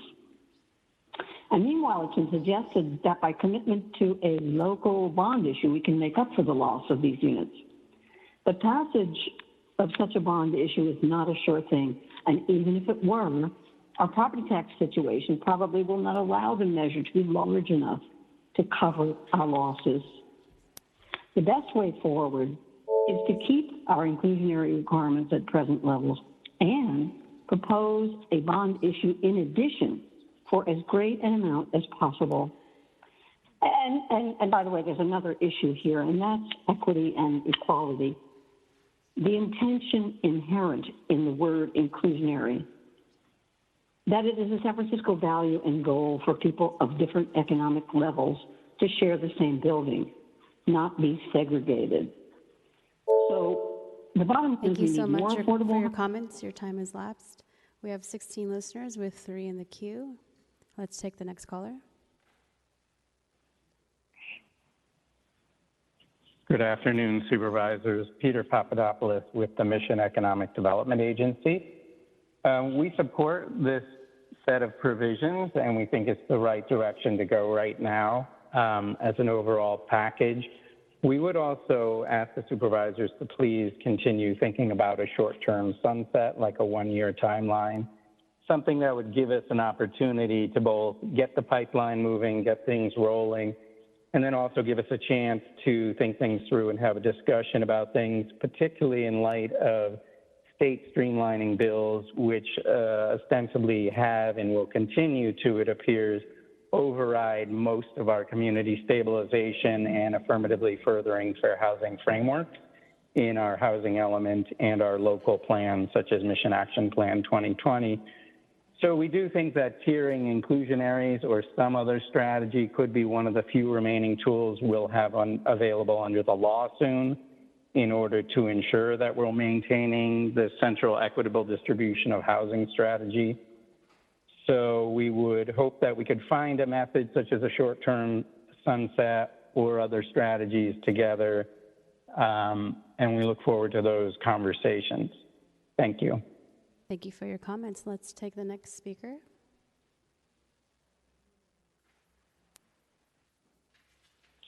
Hi, my name is Anthony Biscuso, and I'm a business representative for Local 16 Heat and Frost Insulators. And I just wanted to mirror what the rest of the Building and Construction Trades Council's affiliates have said. We too are in support of items 5 and 6 on the agenda. We've got a lot of members that have been out of work, and they also need to pay their mortgage, and we are eagerly looking for ways to get them back to work. Any move forward is a good move to us. So thank you. Thank you so much for your comments. Next speaker.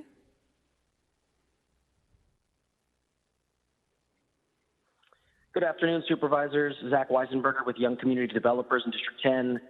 Since our city was tasked with building 82,000 units over the next 8 years, our organization has been focused on identifying tools at our disposal that would help alter the current patterns of development that we've seen over the last few decades. For context, according to the housing element, 85% of new housing built since 2005 is concentrated in the eastern and central parts of the city, such as Soma, Mission Bay, Potrero Hill, Dogpatch, Baby Hunters Point, the Mission, and the Tenderloin.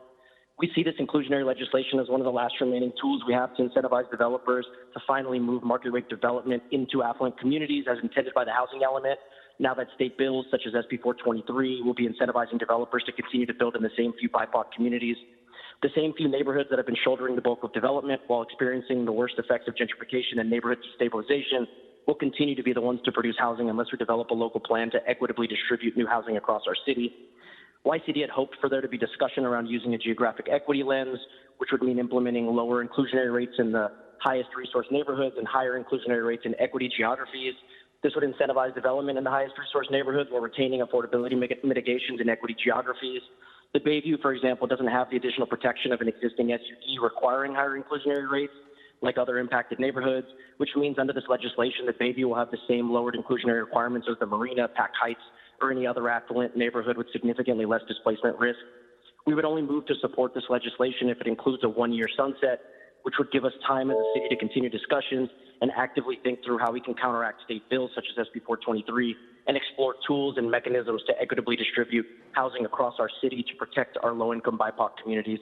Thank you for your time and consideration. Thank you so much for your comments. Madam Chair, that completes the queue. Thank you so much, Madam Clerk. Supervisor Preston. Thank you, Chair. Thank you, Chair Melgar, and thanks to all the members of the public who weighed in. I just wanted to give some final remarks before we take whatever action we are going to take in terms of amendments and votes. But I just want to reiterate my concern about what I see as really dramatically lowering our inclusionary housing rates and our development impact fees. I think it's a significant shift. I do appreciate the work that has gone into this, and I want to thank President Peskin and everyone involved for attempts. And I think there are some aspects of this that are nuanced and that try to exclude certain types of projects and cover others. But I'm struck by, and I think my questions earlier revealed some real concerns about what has not been looked at in this. And I think I'm also concerned that there hasn't been more of an opportunity for the public to digest this, more of a comprehensive presentation from our city departments. I mean, I think even looking at just, we can talk in an abstract way about fees, but I think we should be talking about in real terms, what we are reducing here. And like the fees, I mean, we talked about the inclusionary, but there's also there's a list of 21 different fees, including transit sustainable fee. And mind you, they don't all apply to each project. Some of them are very specific, like Market Octavia fee or others. But there's transit sustainability, there's jobs housing linkage fee, there's various parks and open space fees, all of which would be reduced under this legislation. And these are funds that support our muni buses, help essential workers afford housing in the city they serve, and make our city more livable in many ways, including by creating green space and investing in open space in our city. So I welcome a conversation around what changes we need to make to encourage new development. But I want to be clear, there are a number of external factors. They've been referenced repeatedly by presenters and members of the public. Costs of raising capital, investor expectations on returns on investments, supply chain constraints. These are the driving factors that are impacting and limiting new housing development. And I think we should be really cautious not to create a race to the bottom when it comes to the community benefits, affordable housing, and equity requirements that we've spent many years with strong support from the community creating in the context of development. When it comes to reducing affordable housing requirements and impact fees, tools that, as I said, community members have fought for decades to include. I think for me, there's a pretty high bar. It's not that you can never touch those things. It's that the bar is pretty high. And that's where I'm seeing a sort of gut level, hey, we need to make it easier. I'm not seeing a strong justification to meet that high bar. I'm struck by the controller's feasibility study, as we discussed, of the inclusionary housing requirements that was published on June 30th, finding there'd be no appreciable increase in housing production if this legislation were to pass. It is clear that turning the dial on inclusionary is not what is going to unlock these jobs. That's going to require a much more dramatic change to things we don't control in the city. So I think we all share a desire to get folks back to work as quickly as possible. Unfortunately, I don't see anything, and I don't think the presentations have laid out anything to suggest that these changes would actually do that and unlock these jobs and get folks back to work. So I'm concerned we're making pretty drastic policy changes without clear justification and without any projections on the actual impact.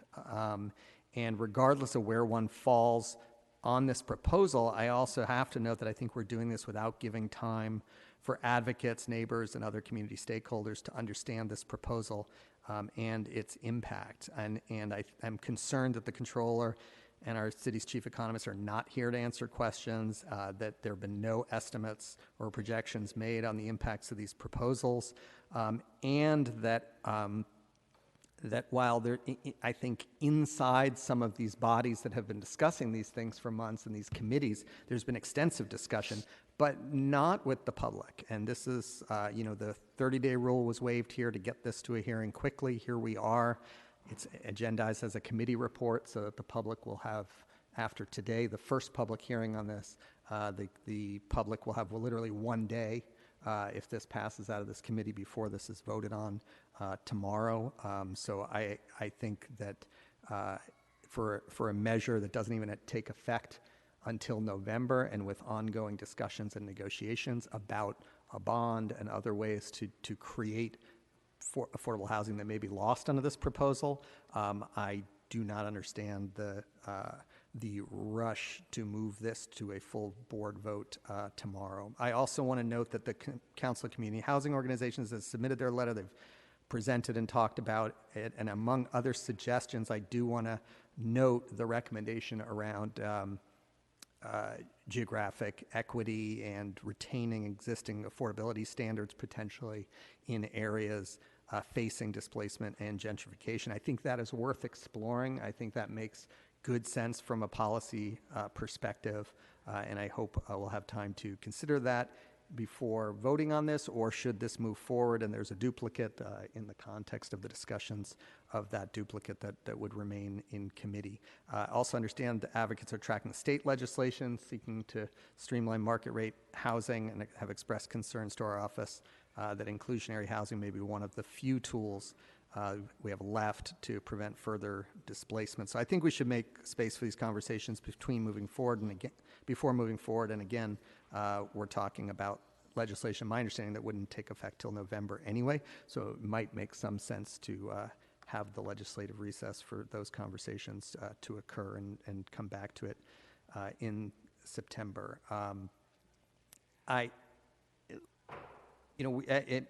President Peskin has noted that we've dramatically increased the affordable housing goals in our recently adopted housing element to the tune of, with 46,000 below market rate units. And I'm just really concerned that slashing affordable housing requirements without a corresponding mechanism in place to support expanding affordable housing really could have the impact that I think none of us want of moving us further from reaching our goals. So there's a lot to unpack with this proposal. I appreciate the briefing on Friday and the discussion today. I think there are a lot of uncertainties on the impact, a lot of predictions not backed by data.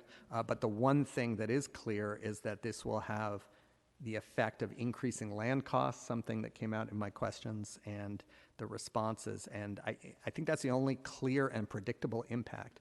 I think the most likely, from what I see before me, the most likely impact of this legislation will be to reduce fees, reduce inclusionary housing requirements, thereby making land more valuable. The developers will still conclude, as the controller did, that the development is not feasible.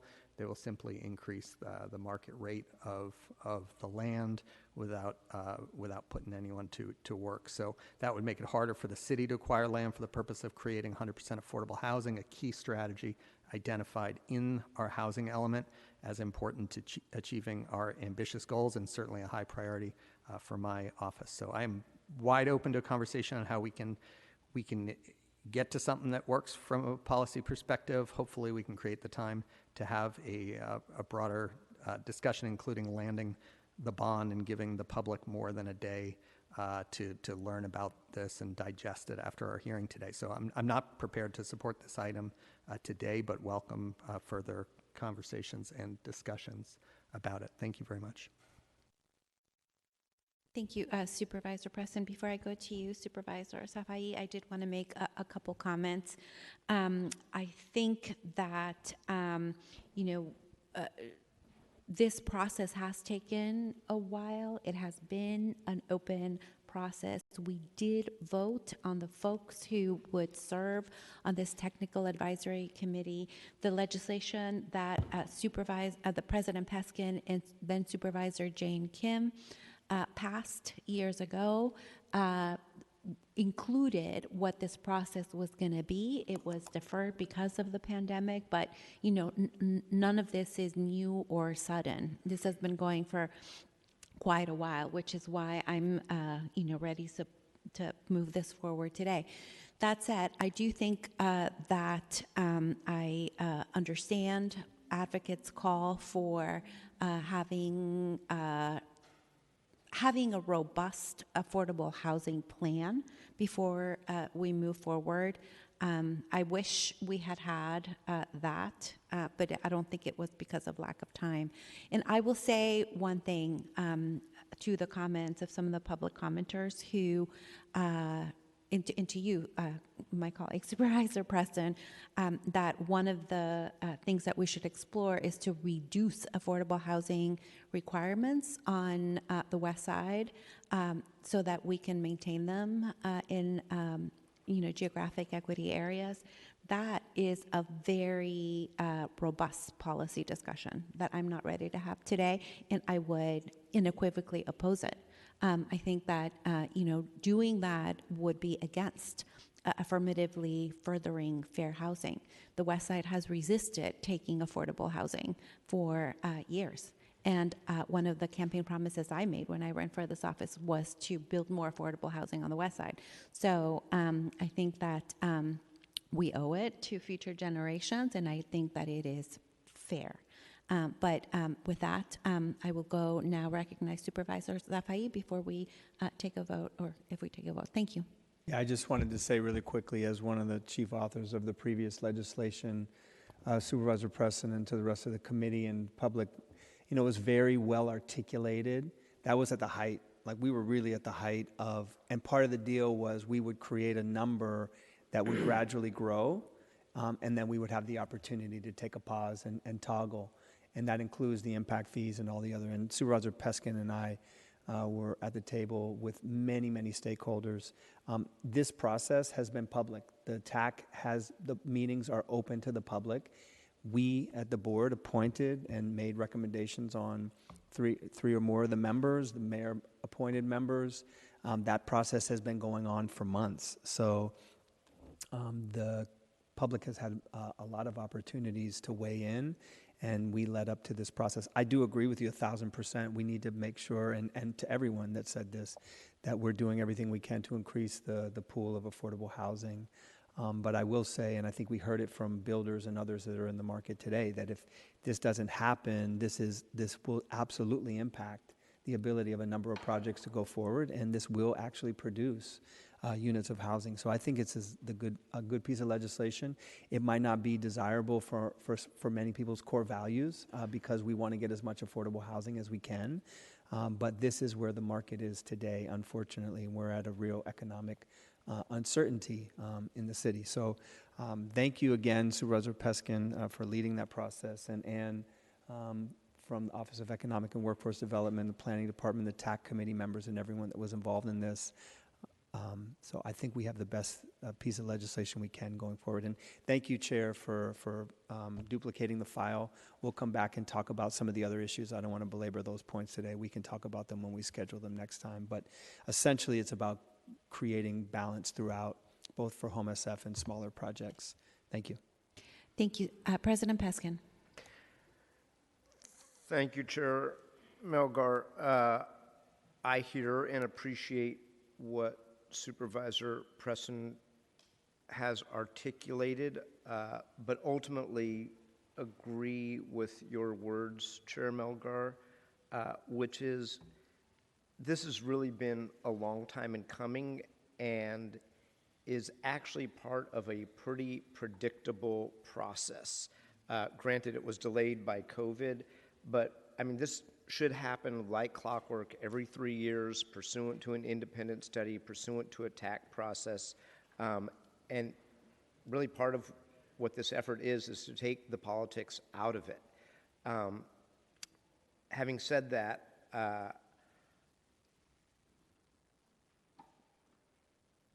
there was an opportunity in this process, which is a Brown Act public process with experts appointed by the mayor and the Board of Supervisors in this area and public participation, to have gone down the road of examining geographies for different land values and different potential inclusionary rates. It is way late in the game to be bringing that up now. I totally concur with Supervisor Melgar, which is that boat sailed it started sailing in October and it got to port a couple of months ago, and nobody said that until now. So I totally agree. Respectfully, a non-starter. It doesn't mean it's impossible, but it's too late for this process for that. I mean, Century Urban could have been given the scope of work to look at that, but that's just not, I'm kind of just blown away that people would bring that up at this point. Then let me also say respectfully, but thankfully, to Supervisor Safai for he is a co-sponsor of item number 6, which I appreciate and was indeed involved in the first go-around that Supervisor Kim got going in 2016.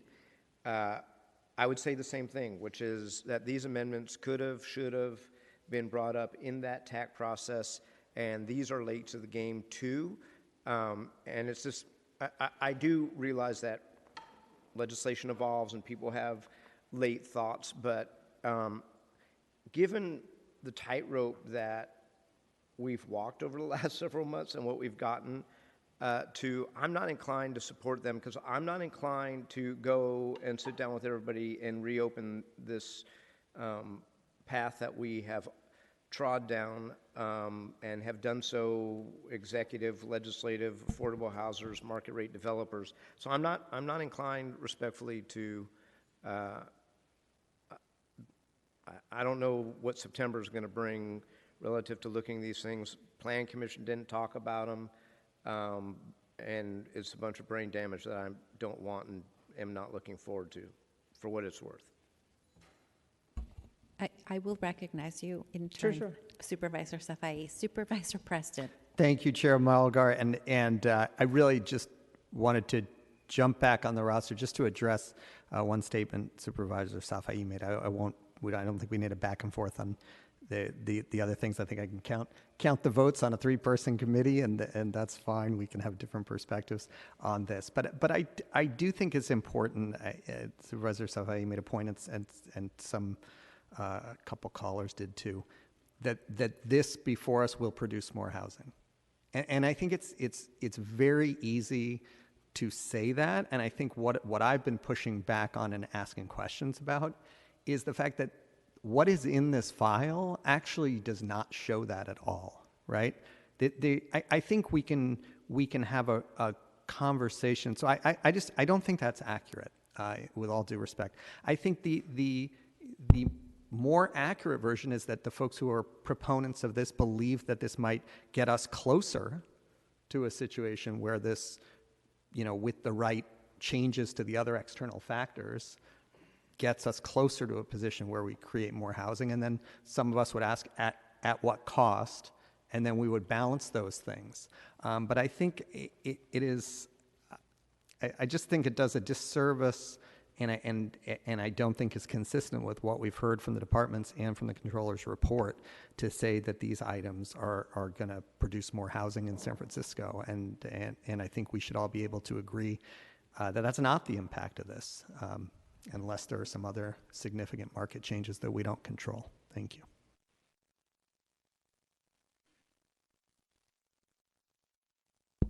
Okay.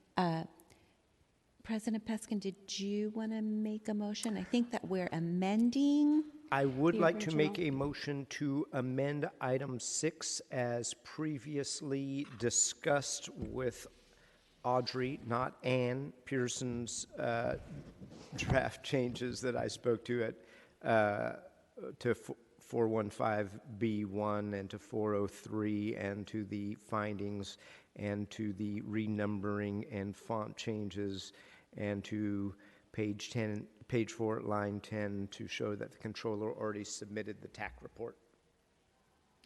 Okay, let's vote on those amendments first, Madam Clerk. This is for item number 6.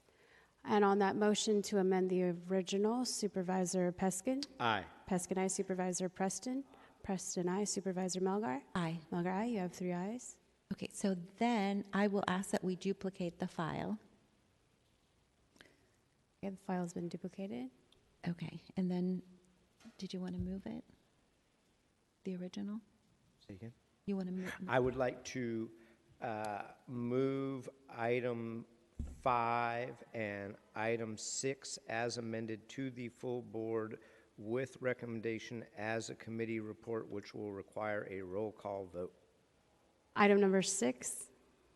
5 and 6. So 5 was not amended? Correct. 5, 6 as amended with recommendation as a roll call vote. Let's take as the a committee motion. report. Let's take the motion for item number 5 to recommend as a committee report. Supervisor Peskin? Aye. Peskin, aye. Supervisor Preston? Preston, no. Supervisor Melgar? Aye. Melgar, aye. You have 2 ayes and 1 no with Supervisor Preston in the dissent.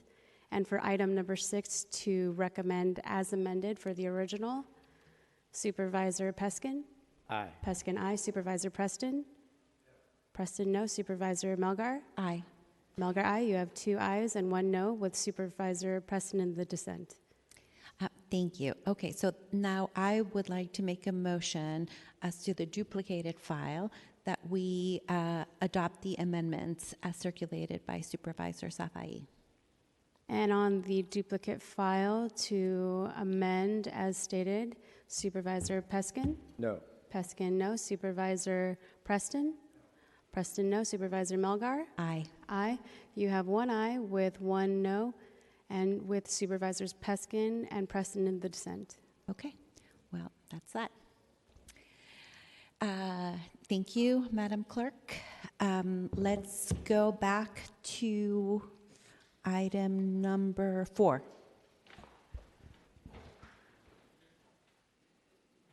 One moment.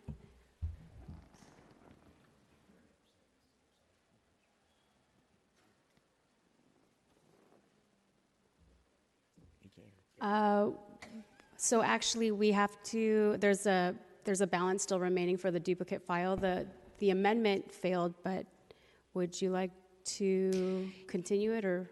Yes, I'm sorry. Let's continue it to the call of the chair.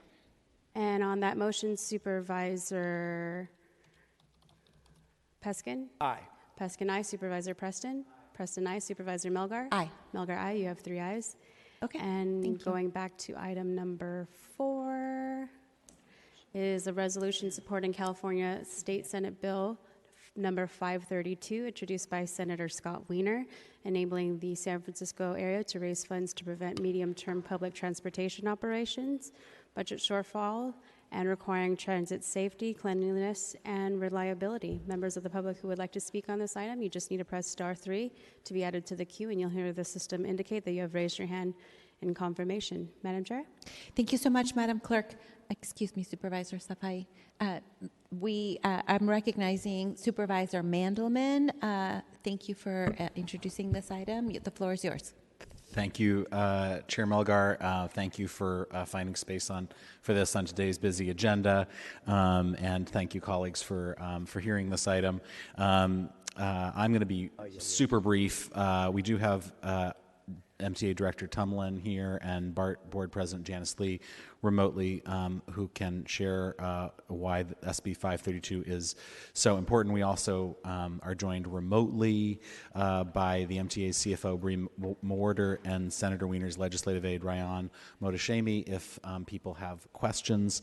The items of resolution supporting SB 532, introduced by State Senator Scott Wiener, which would enact a temporary bridge toll increase to fund Bay Area transit and stave off service reductions across our local and regional public transportation systems. As our public transportation sector gradually recovers ridership following the COVID-19 pandemic, Bay Area transportation agencies still face a looming fiscal cliff, cumulatively a $2.5 billion projected operating shortfall over the next 5 years. And although it is true that the state budget agreement between the governor and the legislature will provide $1.1 billion for transit statewide and $400 million for Bay Area transit agencies over the next 4 years, and we are grateful for it, that still won't be enough to close the gaps and prevent service cuts. SB 532 would help fill the funding gap for Bay Area Transit, at least, by requiring the Bay Area Bridge Authority to temporarily raise the tolls for the Bay Area's 7 state-owned bridges by $1.50 over the next 5 years, beginning in January 2024. The toll increase is projected to yield roughly $180 million annually and raise $900 million for Bay Area Transit over the 5-year period.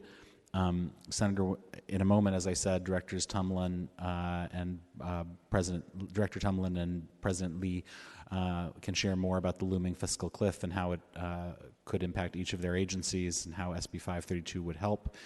And as I said, Senator Wiener's legislative aide, Ryan Motashemi, is also joining remotely from Sacramento to answer any questions, especially any questions regarding equity provisions. Nobody loves a bridge toll increase, but the impending and remaining fiscal cliff for local transit means there really aren't a whole lot of good options. And with that, I will hand this. I would, if you don't mind, Madam Chair, invite Director Tumlin to come up and speak briefly to folks who have a very long agenda. Welcome, Director Tumlin. Thank you, Supervisor Mandelman, and thank you, Chair Melgar, for having me here and also for working through your agenda so efficiently. And if the clerk can bring the slides up, I do have some slides to show. So as Supervisor Mandelman already said, we're here in support of SB 532, which would raise bridge tolls. We are very grateful to the governor and to the state legislature for the measure that they passed earlier this month, granting a significant amount of money to transit across the state. Of that, about $4 billion is being restored to the Transit and Intercity Rail Capital Program. That's $2 billion a year. Unfortunately, of that money, $0 will come to Muni. The amount of money that will be coming to the Bay Area, which is about $800 million, has already been allocated by MTC. We are, though, very grateful that about $1.1 billion will be coming to help directly support transit operations. Of that, about $400 million is expected to come to the Bay Area. And depending upon how the formula is developed to distribute that, we at Muni expect to get about a third of it. And that means that the money that the state is providing us about 1/3 of what we need to avoid significant transit service cuts. Very fortunately, however, it does buy us time before we would need to make those cuts. So it buys us nearly a year to help figure out what else can we do short of service cuts in order to sustain Muni service. So let me describe to you a little bit about our financial situation. So this is our budget from fiscal year 18 to 30, and the green line is what our projected expenditures would have been if COVID never happened. So bear in mind that the cost of delivering Muni service is driven overwhelmingly by the cost of labor. And our cost of labor goes up every year with the cost of living because it's essential that we pay our workforce a living wage. Unfortunately, during COVID, particularly during the lockdown period, two of our major sources of revenue, transit fares and parking, dropped to nearly zero. They have since been recovering, and we're very grateful for that. But our transit fare revenue is still down 55%, and our parking revenue is down about 15%. And as all of you know, the general fund revenue, now our biggest source of revenue, is not expected to do as well as we were hoping. So we have been sustaining ourselves with federal relief. The red line on this map is the so-called fiscal cliff, and that is what happens when our federal money runs out. We've been spreading that federal money out in order to sustain service because we knew the economic impact of COVID was going to be long-lasting.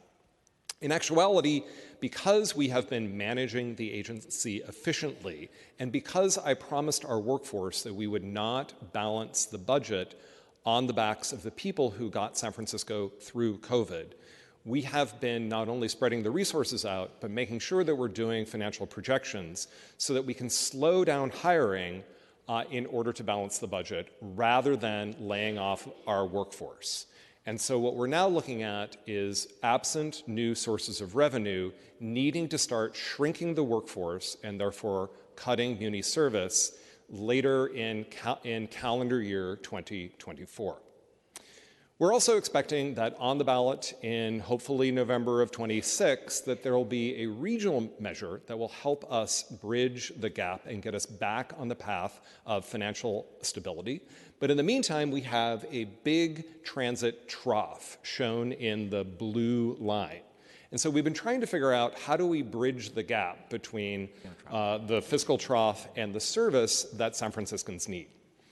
Part of what we've been doing is doing everything that we can to make our agency and our service more efficient. That has helped a lot, but not solving all of our problems.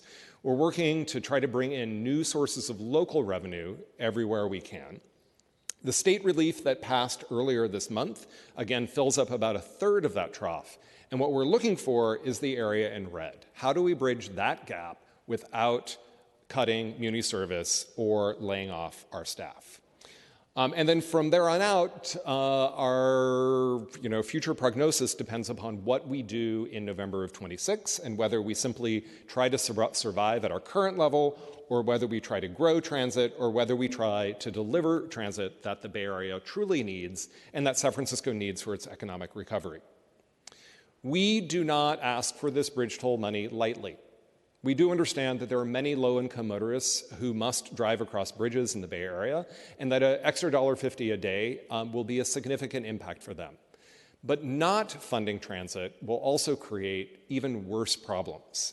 About 50% of Muni riders are people of color, and about 70% of our riders make less than $50,000 a year. And that's about, as of last month, about 420,000 people take Muni every weekday. We also know that downtown San Francisco's economic recovery is completely dependent upon sustaining this level of Muni service. It's actually dependent upon growing Muni service. And in fact, BART's vulnerability is far worse than Muni's, and downtown economic recovery is at least as dependent upon BART's recovery as it is on ours. So what we're asking for you all today is to support SB 532. We know that nobody is excited about raising new revenue from any source, but the cost of not doing so is far greater than the cost of doing so. And with that, I will either take questions or turn things over to President Lee. Okay, I think we have Board President Lee on Teams. Yes, hello. Let me turn on my camera here. So good afternoon, Chair Malgar, Vice Chair Preston, and Supervisor Peskin. My name is Janice Lee, and I am a proud Richmond District resident. I also serve as President of BART's Board of Directors. I don't have a presentation today, but I just have a few minutes of things I want to walk through to supplement things that Director Tumlin just shared. I will say I am particularly grateful to come before the three of you in this committee because I know I don't have to explain why public transit is important. You all get it, and you have all shown up legislatively and in the community to support transit time and time again, so thank you. And I have to thank also Supervisor Mandelman for bringing a support position through the SFCTA board and for introducing this item today. I appreciate your consideration of SB 532, authored by Senator Wiener and supported by Assembly Members Ting and Haney. The BART board took action to support SB 532 earlier this month. I hope that you pass this item to the full board with a positive recommendation. My fellow directors and I, our General Manager Bob Powers, and transit agencies across the Bay and the state have been working hand in hand with Senator Wiener, legislative leadership, and Governor Newsom to secure transit investments in the state budget. I'd be remiss to also thank Assemblymember Phil Ting and his leadership as Assembly Budget Chair in helping secure those additional funds to help cover operating shortfalls in the recently signed state budget. The BART board just passed an unbalanced two-year budget last month, which had a $93 million deficit for fiscal year 25. At that time, we expected our fiscal cliff would hit in early 2025. But fortunately, the additional transit operations funding passed in the state budget is expected to allow BART to be whole through fiscal year 25. And when the allocations become more clear, I can make sure certainly that BART staff update you all with an updated financial outlook. With all that said, BART still faces a cumulative deficit of almost $1.1 billion over the next 5 years. Similar to Muni, BART is taking proactive measures to reduce our operating deficit and improve the rider experience. I just want to share a few highlights here. First, we've significantly increased the presence of unarmed safety staff through ambassadors, elevator and restroom attendants, crisis intervention teams, and professional social workers, and more, all of which are new programs newly established in the past 3 years.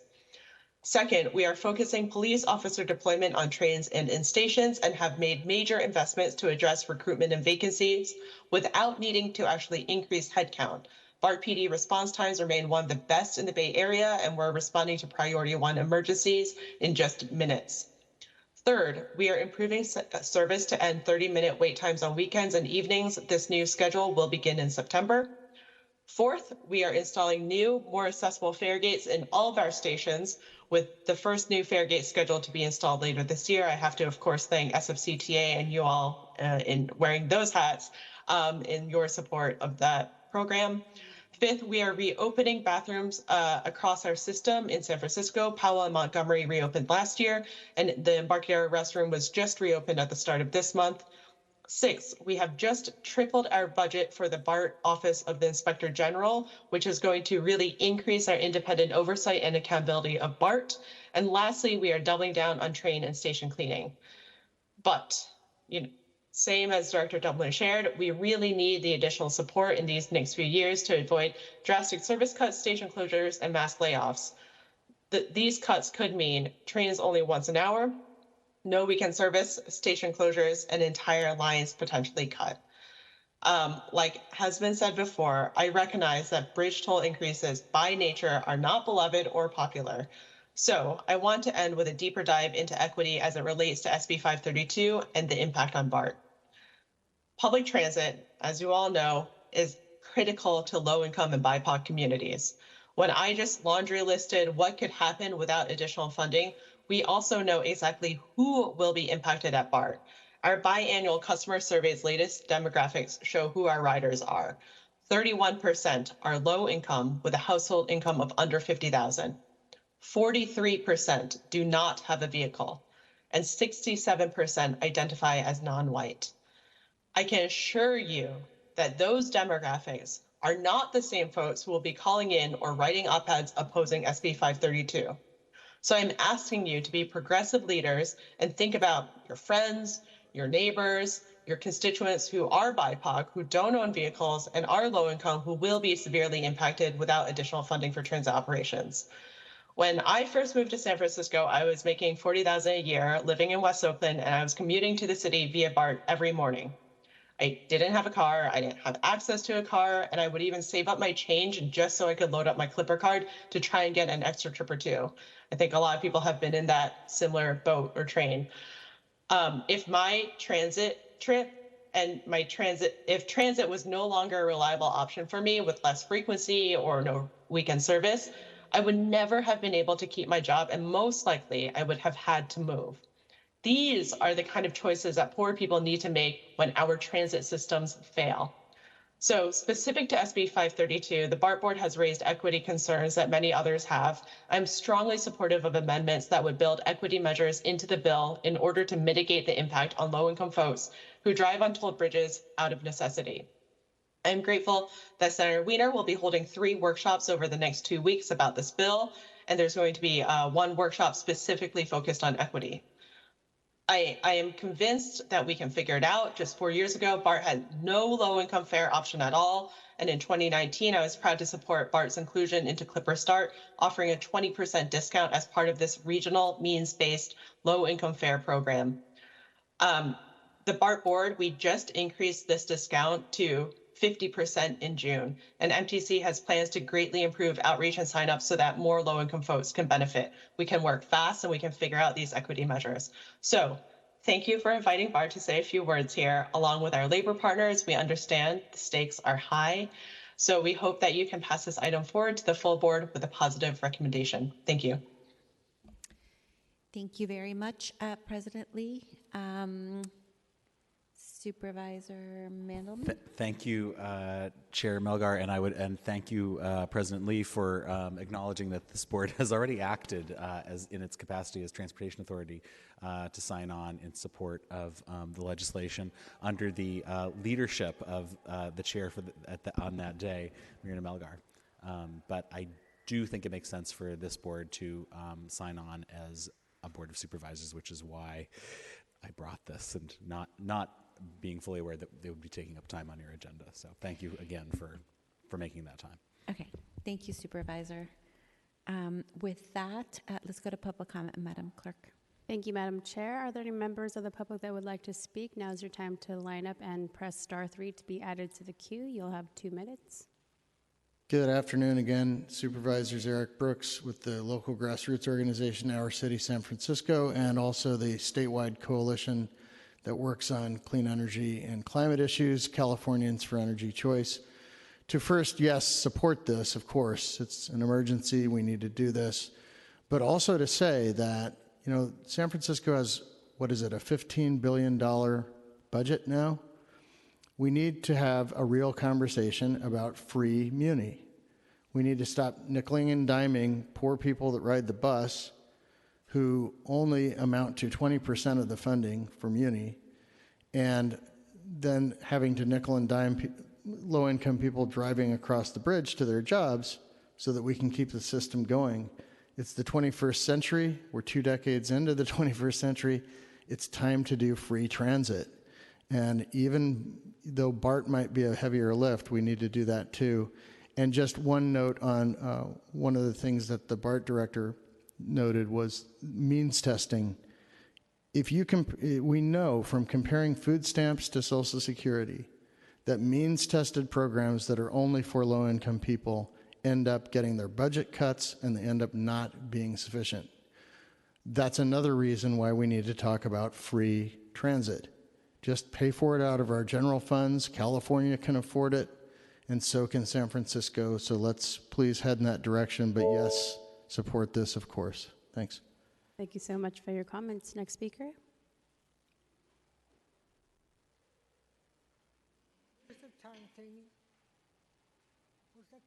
You can just place it on the overhead and. Yes, my name is Yolanda Quetzalco.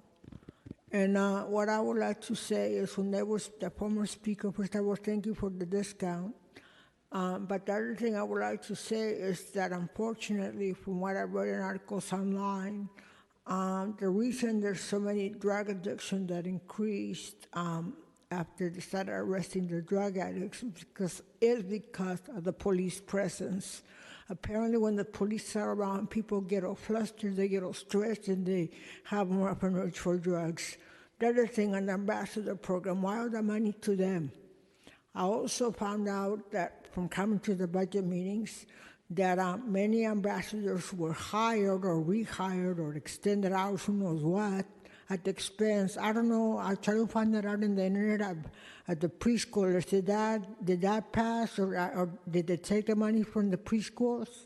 Can anybody answer that? Board of Supervisors, did that get passed to deduct $30 million from the preschools for the ambassador program? Did it get passed, yes or no? Ma'am, this is not a Q&A time. Okay, well, I don't know, because I tried to comment. find out. They didn't say on TV.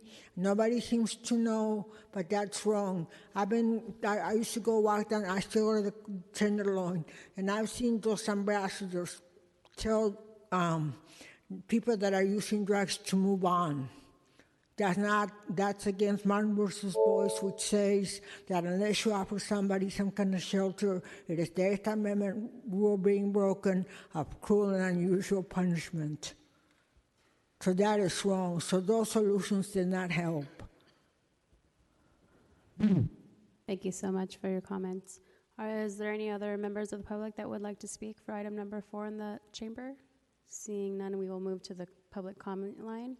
We have 17 listeners today with 5 in the queue. Let's take the first caller, please. You have 2 minutes. Afternoon, Commissioners. My name is Cyrus Hall, and I'm calling today as an independent advocate for public transit here in San Francisco and in support of SB 532. SB 532 is essential to keeping transit running in the Bay Area. It'll be a critical stopgap for BART, SFMTA, AC Transit, and other agencies before a regional funding measure in the November election of 2026. There are exactly 2 realistic alternatives to SB 532, massive service cuts, or alternatively 2, to cancel planned regional capital expenditures controlled by MTC and flex those funds for transit operations. But that would cancel expenditures in the Transbay Tube upgrade and the long-planned BART expansion to San Jose and Silicon Valley. Cancellation of those projects would set back our shared long-term hopes and vision for a true regional rail system, and MTC has said they will not authorize the flexing of those funds. Either way, climate change will not wait for our political realities. SB 532 does have clear equity questions around it that need to be resolved. It is not the ideal source of revenue before a November 2026 regional measure, but it is the source that is available to us. I would encourage the committee to adopt language encouraging the authors of SB 532 or to work directly with Scott Wiener's office to adopt equity provisions quicker, within 1 year rather than 2. But overall, to strongly support SB 532 and to make sure that regional public transit keeps running. Thank you very much. Thank you so much. Next speaker.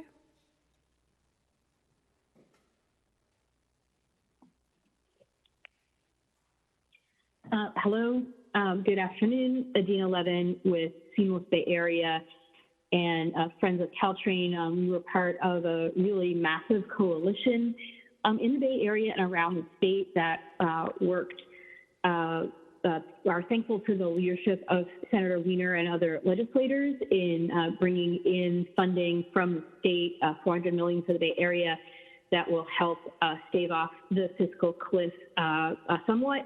But because that will does not solve the problem and the outcome will be cut before we have a 2026 regional funding measure, we do support SB 532. The agencies that San Francisco depends on, Muni and BART, and also AC Transit and Caltrain, bringing in people to and from San Francisco without cars. San Francisco would be in really terrible shape if there were major service cuts. also support the equity measures as previously mentioned, and this is really essential to keep our transit running. So please do support SB 532. Thank you. Thank you so much. Next speaker, please.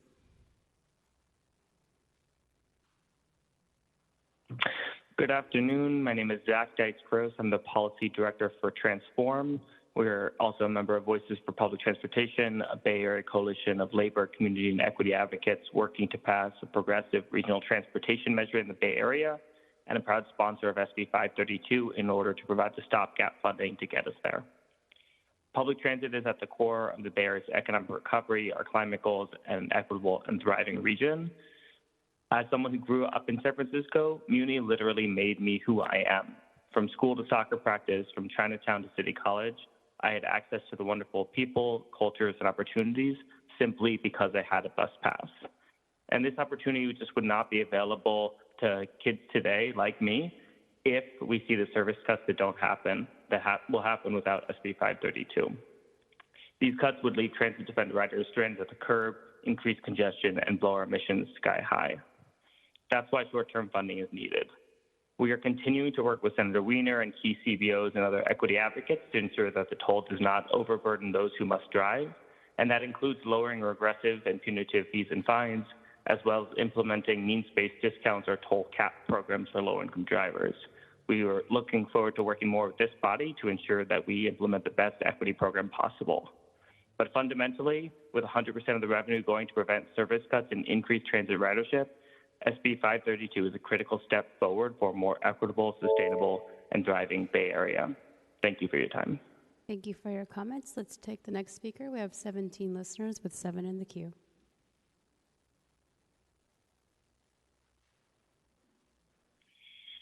Hi, Supervisors. Luke Bornheimer. Just want to thank Chair Mulgar, Vice Chair Preston, Supervisor Peskin, as well as Supervisor Mandelman for bringing forward this resolution. Definitely support your support of this, and want to thank Senator Wiener and his staff for proposing it, as well as Director Tumlin and President Lee for their work for both of their agencies. This is a positive thing and will help our transit agencies in a time of desperate need. So thank you for your support at the CTA board, and I hope you support it along with your colleagues at the full board. Thank you. Thanks for your comments. Next speaker.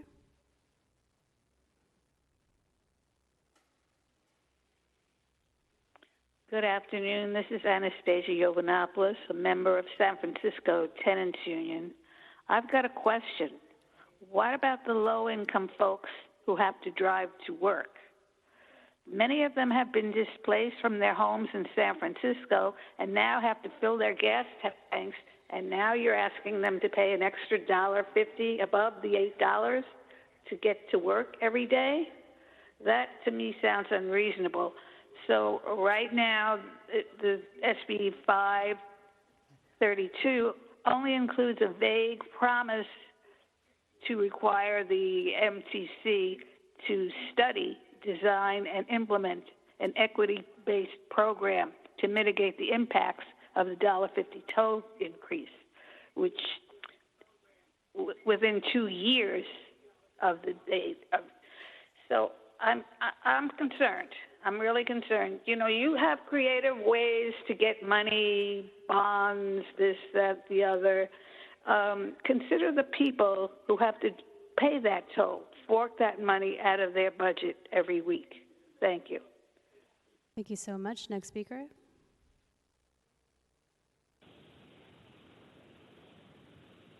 Good afternoon, Commissioners. I am calling in strong support of S532. I want to thank Senator Wiener and for bringing this, and to all the supervisors who are supporting it also. My understanding is, you know, we have only 2 alternatives. Massive service cuts would be very bad, and canceling capital improvements would be very bad. And while the equity considerations of raising the fee are not great, hopefully they can be mitigated. Maybe we can bring the 2 years down to 1 year and move this forward. But we need to support public transit, meet our climate goals, meet our Vision Zero goals, to support our economy and bring back downtown. Thanks so much. Thank you for your So comments. my name is Is there any way we could unmute that person, Jeanette, to get her name? Hello, caller? Yes, the last caller. Yeah, sorry, I forgot to say my name. Leanne Chang. I'm calling from D1 in San Francisco. Thanks so much. Thank you so much. Next speaker.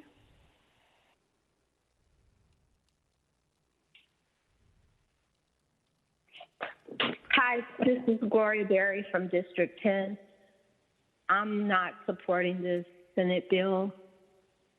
I think San Francisco can't even solve the problem of getting low-income residents from D10 to the rest of the city, let alone getting us across bridges where San Francisco's policies have displaced many of our friends and family members.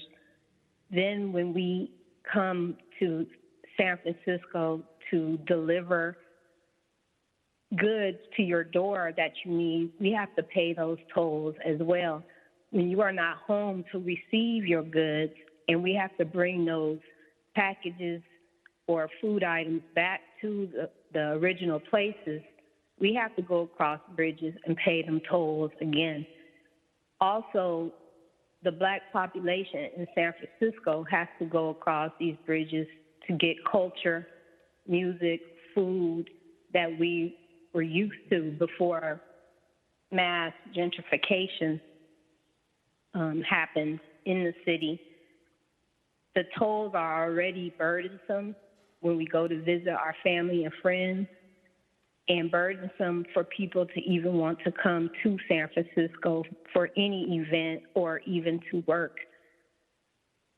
I'm more interested in audits and questions and hearings on mismanagement of funds when it comes to transportation, where a lot of projects that friends who get contracts are awarded and using up the budget instead of making this an extreme burden on people who cannot afford to come across different bridges in the first place.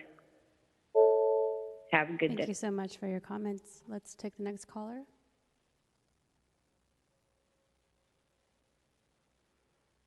Good afternoon. This is Dylan Sabris, the Community and Policy Manager for San Francisco Transit Riders.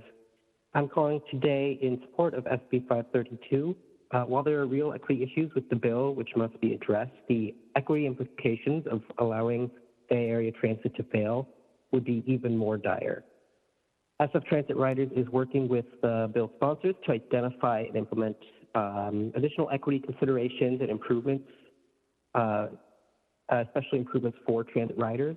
But the fact is, many Muni riders are low income, and severe cuts to service or increases in transit fares would impact them the most. We need a robust public transit network here in San Francisco, not only for our economy, but also for our planet. SB 532 is admittedly imperfect, yet desperately needed as a stopgap to ensure that we can have a versatile transit system here in the Bay Area for years to come. Thank you so much, and have a good rest of the meeting. Thank you so much for your comments. Next speaker, please. We have 13 listeners with 5 in the queue.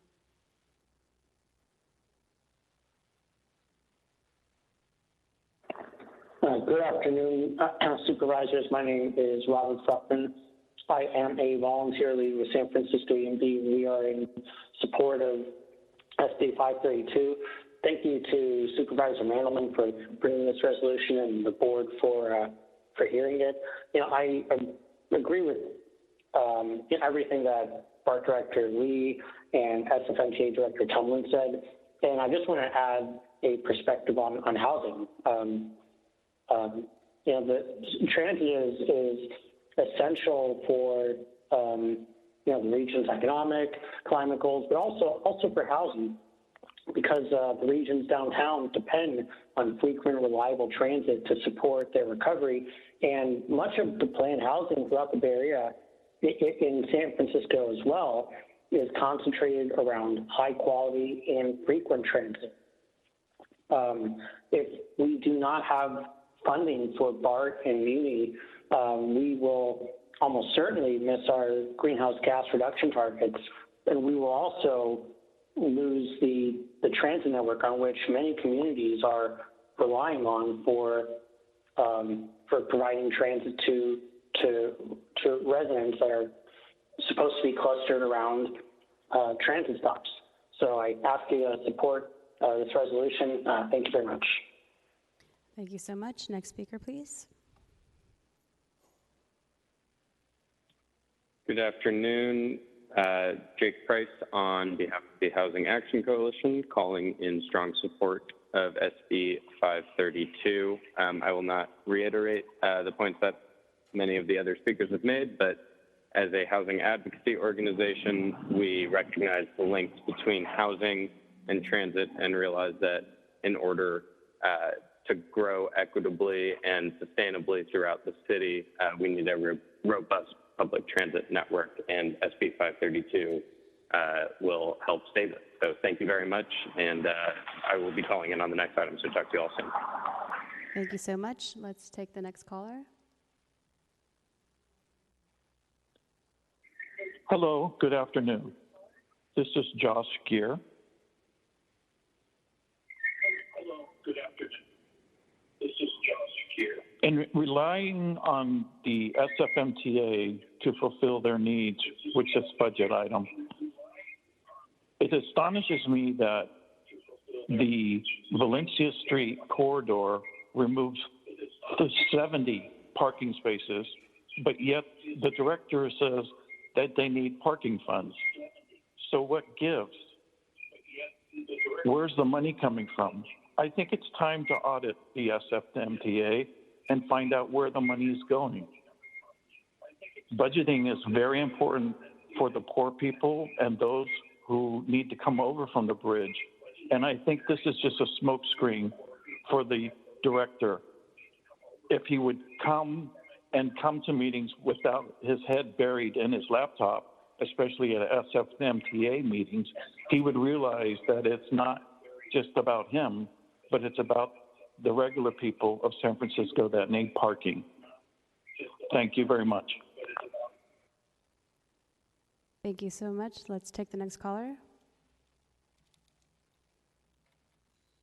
Good afternoon. This is Jean Barish. I'm a D1 resident and also a member of Save Muni, a transit advocacy organization. I'm speaking on my own behalf today. While I very much understand the need for additional funding to support Muni and BART, I do not have a car. I use public transit. I have some concerns about this proposal. The 2-year period of time to resolve the issue of equity is too long, and I would encourage you to only have 1 year. And as several other speakers have addressed, there is a need for an audit at MTA. St. Muni has called for an audit. There are questions about why the fiscal cliff, we are facing a fiscal cliff, and I would hope that there will be a recommendation, in addition to perhaps supporting this legislation or this proposed state legislation, that you also ask MTA to do a financial audit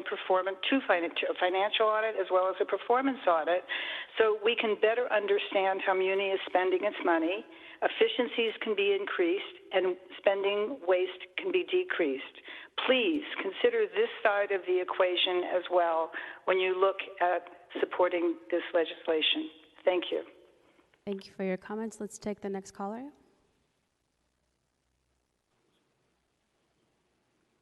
Hi, this is Adam Pavlaka in D6, and I am calling in support of the legislation. Nobody likes to see bridge tolls go up, but the fact of the matter is, we need Muni, we need public transportation, and we need it desperately. If the city has any hope of reaching Vision Zero, reaching its climate goals, even housing, we need to have fast, reliable, convenient transit. We're not going to get there by starving Muni of funds. We're not going to get there by cutting Muni lines. It also, is just a fact that people who have cars and can afford to drive over the bridge are more privileged than most who ride Muni. The average cost of owning a car in the Bay Area is $9,000 a year. That's a cost that many, or if I say the majority of Muni riders, cannot afford. If you pull Muni transit lines away from those people, they're not going to be able to get cars to make up for it. The fact of the matter is that we need more housing in San Francisco. We need more affordable housing in San Francisco so that people don't have to move away from the city, and we need more transit in the city itself. This is one step towards rebuilding Muni and eliminating excess vehicles downtown. The next step should probably be a congestion charge in downtown. The more cars there are, the more pollution, the worse it is for people who live and work in the city. Let's focus on Muni. Let's focus on the climate goals and do what we need to get there. Yes, it's not going to make everyone happy, but in the long run, we need to do what's best for the city, best for Vision Zero, and best for the population at large. Thank you. Thank you so much for your comments. And that completes the queue, Madam Chair. Thank you. Madam Clerk, with that, public comment on this item is closed. Supervisor Mandelman. Thank you, Madam Chair. I just want to thank the members of the committee again for hearing this. I want to thank Director Tumlin for your presentation, President Lee for hers, and to all the folks who called in, as well as Senator Wiener's office. And I would ask that if it is the pleasure of this committee that you would consider forwarding this to the full board with positive recommendation as a committee report. Okay. So with that, I'd like to make a motion that we send this forward with a positive recommendation as a committee report. And on that motion, Supervisor Peskin? Aye. Peskin, aye. Supervisor Preston? Preston, aye. Supervisor Melgar? Aye. Melgar, aye. You have 3 ayes. Okay, that motion passes. Thank you. Thank you, Supervisor Mandelman. Let's go now, Madam Clerk, to item number 7. Item number 7 is an ordinance amending the planning code to create a family housing opportunity special use district, and amending the planning code to authorize the greater of up to 4 units or 1 unit per 1,000 square feet of lot area of individual lots in RH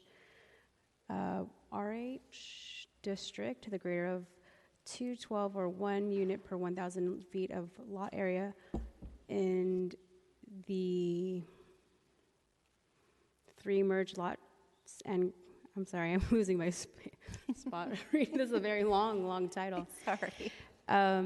Essentially, it's amending the planning code for the subdivision and administrative codes and zoning maps for family housing ordinance.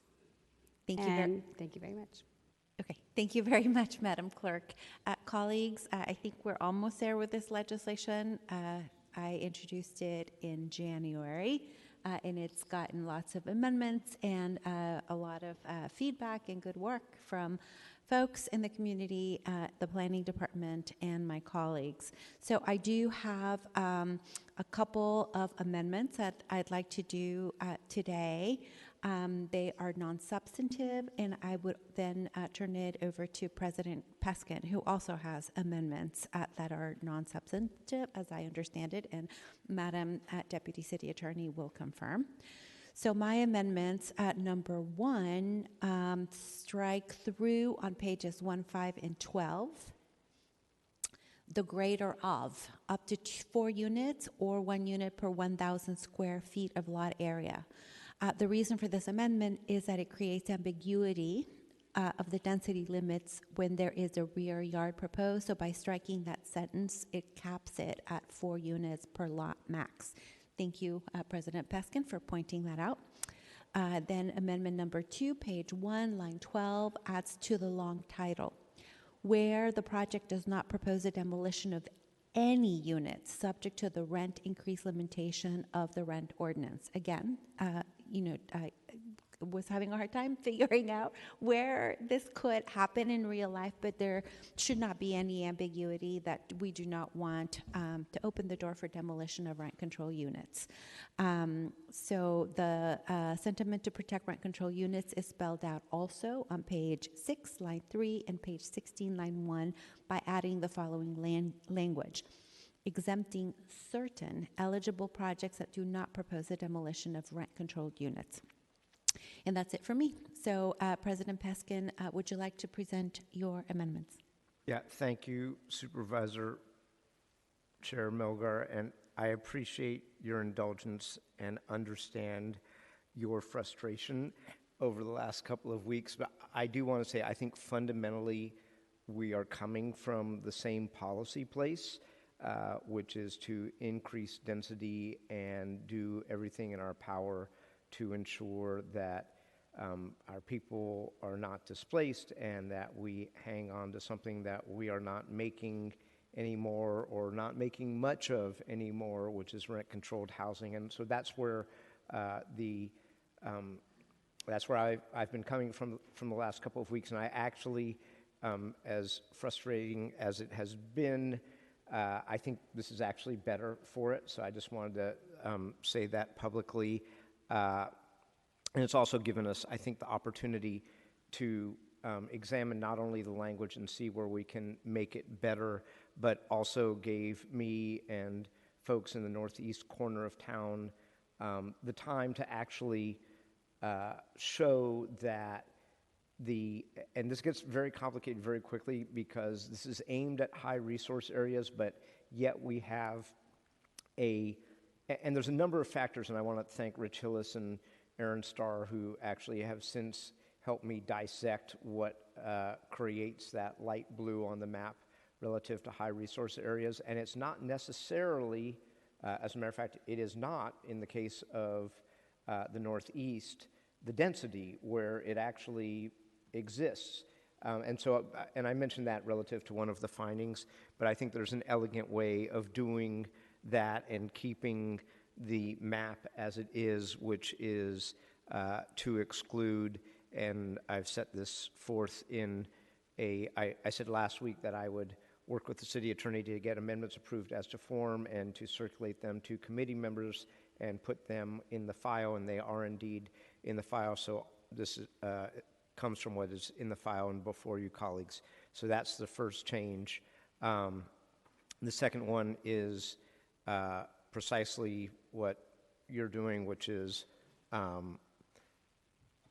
to exclude projects that would demolish rent control units. So those are just in the long title. In the actual body, one small change that I referenced, and again, as you said, Chair Melgar, none of these are substantive, but wherever we can, wherever we speak to the RENA regional housing needs allocation goals, I think it's always important to state that it's not just 82,069 units over 8 years, but that 46,598 of them need to be affordable to extremely low, very low, low and moderate income households. So that is merely a statement to that end. On page 5 is what I just spoke to earlier, which is that the finding that these high resource neighborhoods, in these high resource neighborhoods, 65% of the land is limited to 1 or 2 units. There is a further statement that that's not the case in the northeastern part of the city. And then a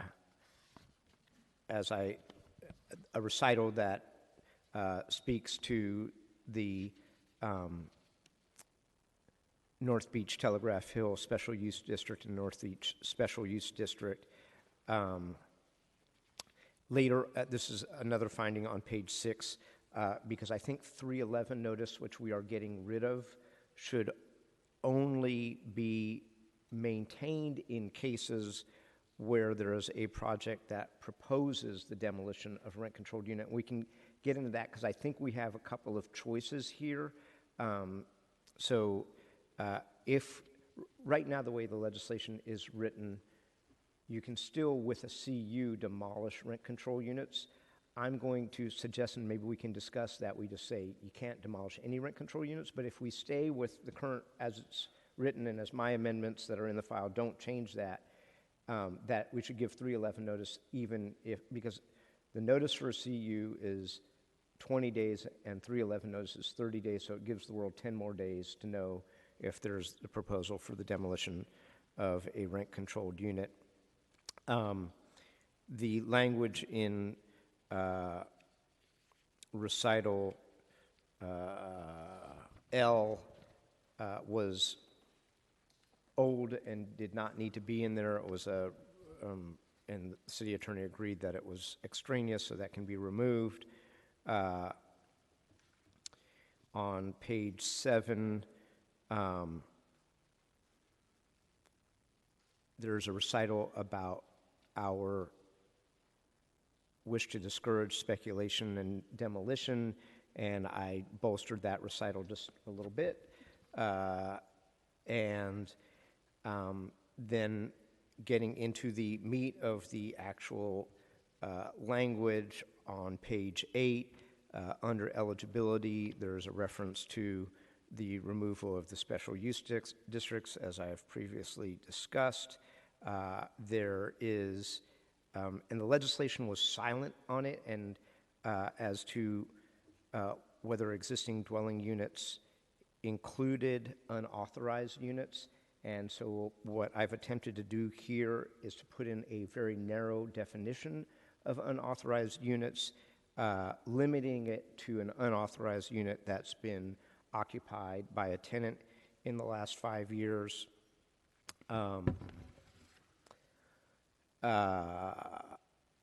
I think with your language and Deputy City Attorney Pearson, we can think about this, and we have 24 hours to think about this, assuming that we send this out as a committee report. I think the language in 4A about the rear yard, I think was only necessary if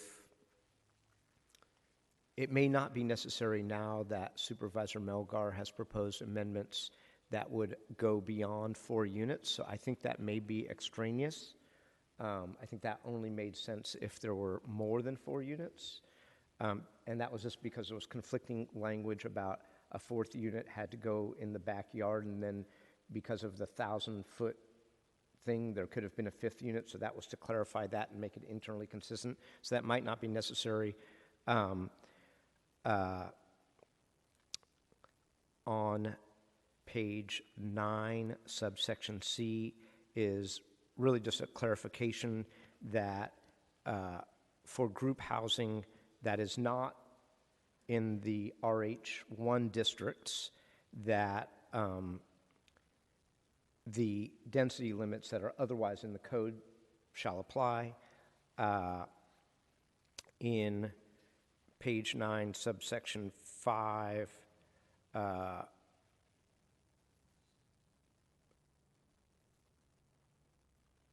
oh, this is the bedroom configuration.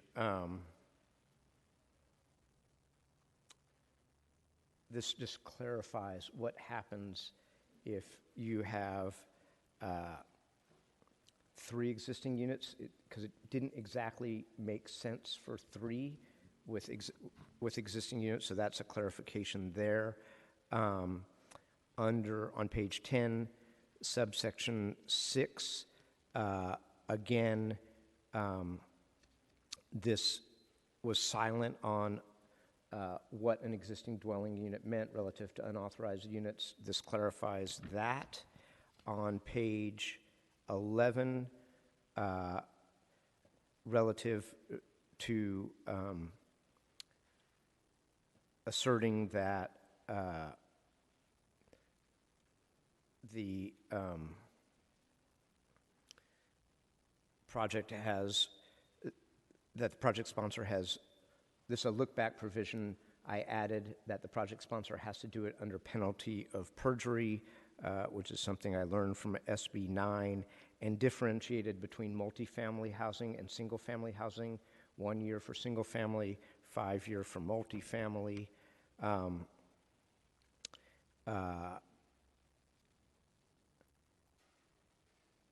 Similar provision for vacant and abandoned property on page 12. And then here is the big question, really, and this is a choice. Right now, the way the legislation works is that a project can propose the demolition of,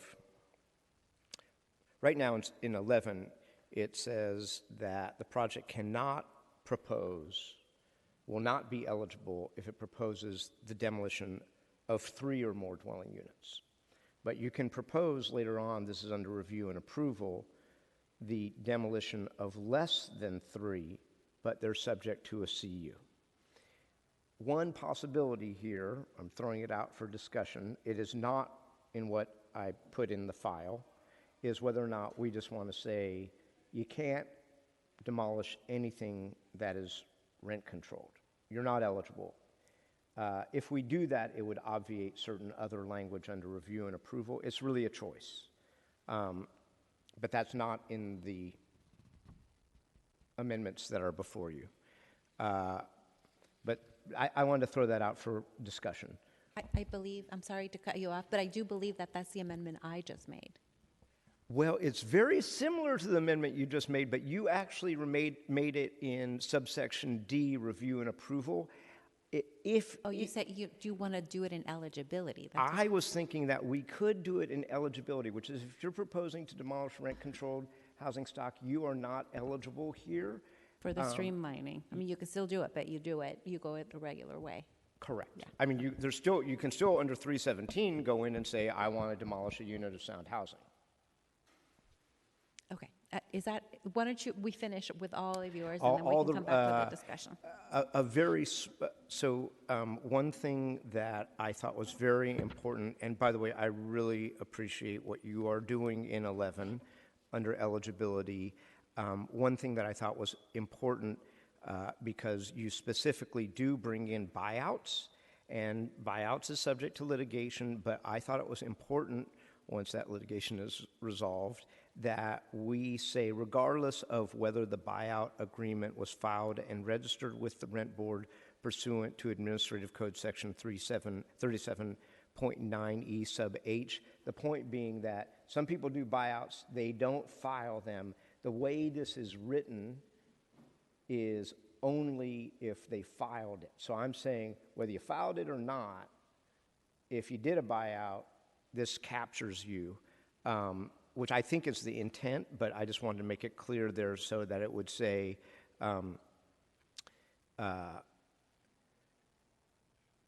within the past 5 years, or a dwelling unit that has been vacated within the past 5 years pursuant to a buyout agreement, that's the existing language, pursuant to the requirements of Administrative Code 3790 as it may be amended from time to time, regardless of whether the buyout agreement was filed and registered with the rent board pursuant to Admin Code Section 37.9E, so that at least somebody can assert that there was a buyout and that they never registered it. There's a just small technical correction that makes it clearer in sub 12 that says the project sponsor has conducted, and then on page 17 is the review and approval language.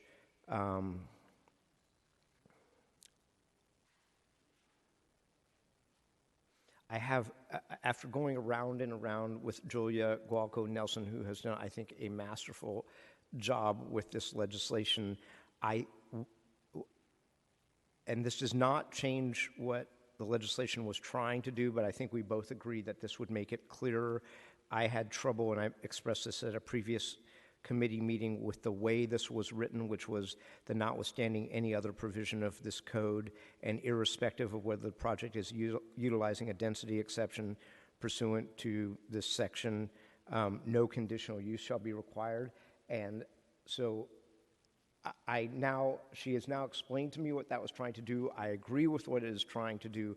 I thought, and she ultimately, I think, agreed that if we stated it like this, it would be clearer. Notwithstanding any other provision of this code, the following shall apply to any project that meets the eligibility criteria in subsection C, irrespective of whether a project is utilizing a density exception to construct units above the applicable density in the RH district pursuant to subsection D1 of this 249.94. That, I think, then there's total clarity. This is the section where you were saying any. I'd be totally down with putting it in 11, in which case we could take it, we could make conforming things here and take it out of here, which the city attorney is prepared to do. I spoke to the 311 language. I did, by the way, I had this one thing that occurred to me over the weekend after this got put on after I circulated the amendments, which was, insofar, and I know that we all wish we could do this, but the city attorney says no, and I understand why the city attorney says no. I don't think they're being arbitrary or capricious or political. Insofar as we cannot put Ellis in here, I want to do everything we can to discourage anybody from using Ellis and then using this, which they could do. And I thought one way around that, but the city attorney is not ready to do this, but I just want to throw it out there and we can duplicate and wait and figure it out when Ms. Gualco Nelson gets back from vacation, which is that if we keep this language and we don't do the any rent controlled units, is that we say that it doesn't apply to any project that would demolish any units that are or have been subject to rent control. I don't want somebody to say, we Ellised it, it's not subject to rent control, and therefore we're eligible. So I was just thinking about adding 3 simple words, which was or have been, because if the unit was subject to rent control, they Ellised it. But there also, this is complicated because there's also a school of thought that if you Ellised it, it's still subject to rent control. So anyway, we don't have to worry about that here today, but I just wanted to throw that in there.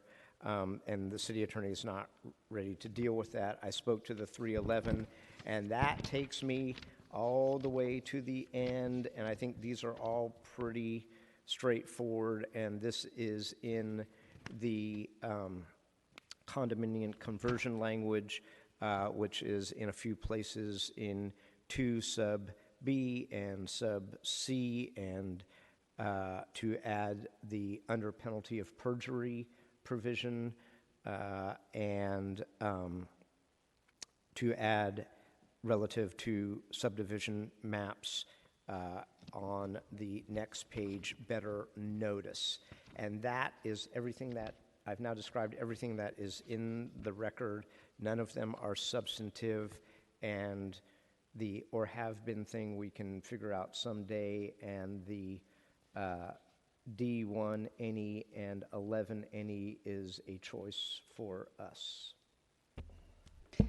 Okay, thank you so much. And thank you for your indulgence, Madam Chair. Thank you, President Peskin. Before I go to you, Supervisor Preston, I just asked you the pending question about whether to put the demolitions of rent control units in the eligibility criteria or later. I would like to think about what SB 330 does and whether or not that overrides it. So I'm just, if I would rather keep it the way it is until that question is resolved.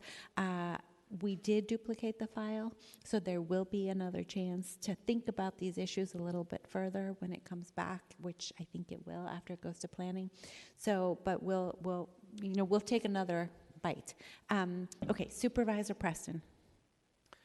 Thank you, Chair Melgar, and I will keep it brief because you both have exhaustively addressed, I think, all the issues that came up in in the last hearing. I just wanted to close the loop on, I think, the one issue that is not addressed by amendments but came up last time, and I wanted to explain why.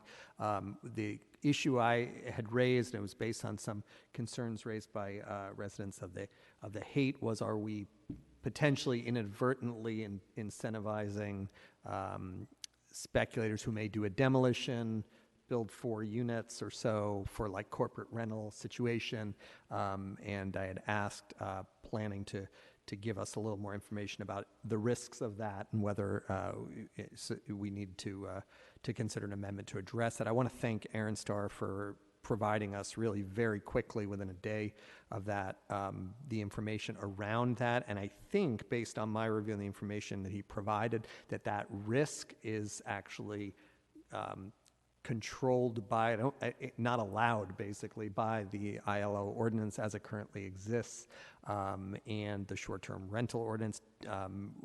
Under the ILO, there's restrictions. I think it would be a maximum of 25% of the units that could be eligible at all for intermediate length occupancies, and that's assuming that the citywide number was under the cap that exists. And then I think, as was on the record last time, on short-term rentals, some of the restrictions were laid out there around essentially only hosted rentals. And so I think that our existing ILO and short-term rental laws make it impossible to do the kind of large-scale, multiple units just built by speculators for the purpose of corporate rentals and short-term rentals. To the extent that it's abused in any way, we can always revisit that in tweaking the rules of the underlying ordinances on the ILO and the and short-term rentals. So anyway, long explanation for why that is not among the many very comprehensive amendments before us, and I did want to just thank Mr. Starr and planning for getting us that information. Thank you. Thank you very much to both of you for all of your work and collaboration. And thank you, Mr. Starr, for your support all these months in getting this to this point. So I also want to thank, because I see him in the audience, Gen Fujioka, for the long hours that he's spent on this too. So with that, Madam Clerk, let's go to public comment on this item. Thank you, Madam Chair. Are there any members of the public that would like to speak on item number 7? Please line up to your right. Those joining us remotely should press *3 to be added to the queue, and you'll hear the system indicate that you have been unmuted once you're ready to speak. Good evening, Supervisors. Eric Brooks with Our City SF and the Coalition San Francisco CEQA Defenders. So first of all 3 committee members deserve thanks and commendation for the extreme heavy lifting over the last couple of weeks to come in our direction. And I won't go over all the things we've already said over and over again that we disagree with in the current version, but I will say that we're just seeing these amendments, most of them look really great. I would concur with Supervisor Peskin on the Ellis language that he's proposing, and we should definitely try to get that in there. I'd say just add it now. And then we just saw these. We've only seen these for a couple of days. We need to take more time on this so that the public can weigh in and propose further improvements to what's being put on the table today. It's not enough time, and we need the summer. We need the August to go through this. On the noticing, I still don't, I think most of the folks that are in the coalition still don't think that that's concrete enough. We don't want to leave it up to the planning department to come up with the rules around this noticing, and would like to see that codified really clearly. Even if you move this forward today, try to get that more codified before it goes to the final vote. And then on speculation, maybe with short-term rentals, but one of the things I do as part of my job is I analyze the global housing market, and there is a real danger of the Vanguards and the BlackRocks of the world coming in and corporatizing a lot of single-family homes unless we have the look-backs going up. Not only all look-backs at 5 years, but all going back to 10 years. Thank you so much Thanks. for your comments. Next speaker, please.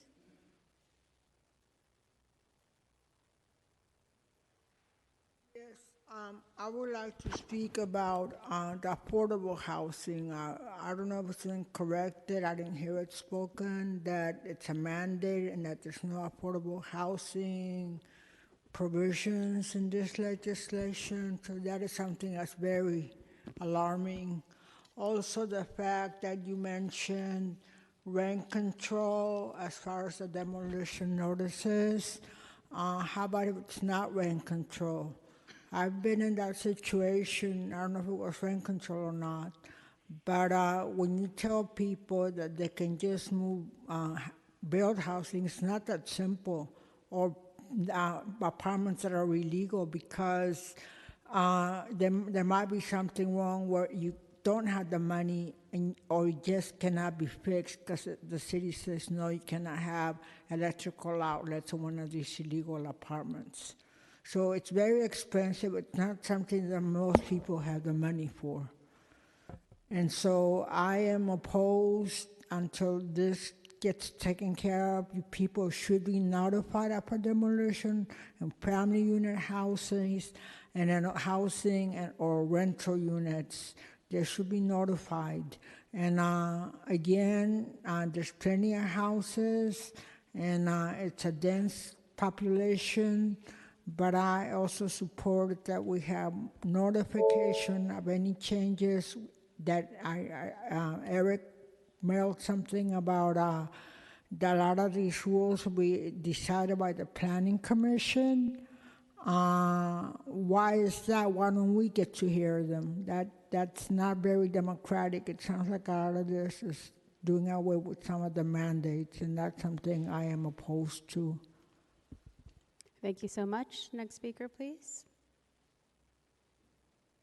Madam Chair, members of the committee, Gen Fujioka.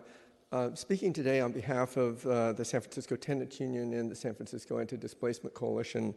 I really appreciate the conversation, the discussion, the effort that's been put in hearing public comment and navigating these issues. We want to submit this letter stating our support for the legislation as amended. We think that it addresses 5 key points that are essential for our coalition. First, that it does assure public notice for proposed developments that may result in the loss of housing and or displacement.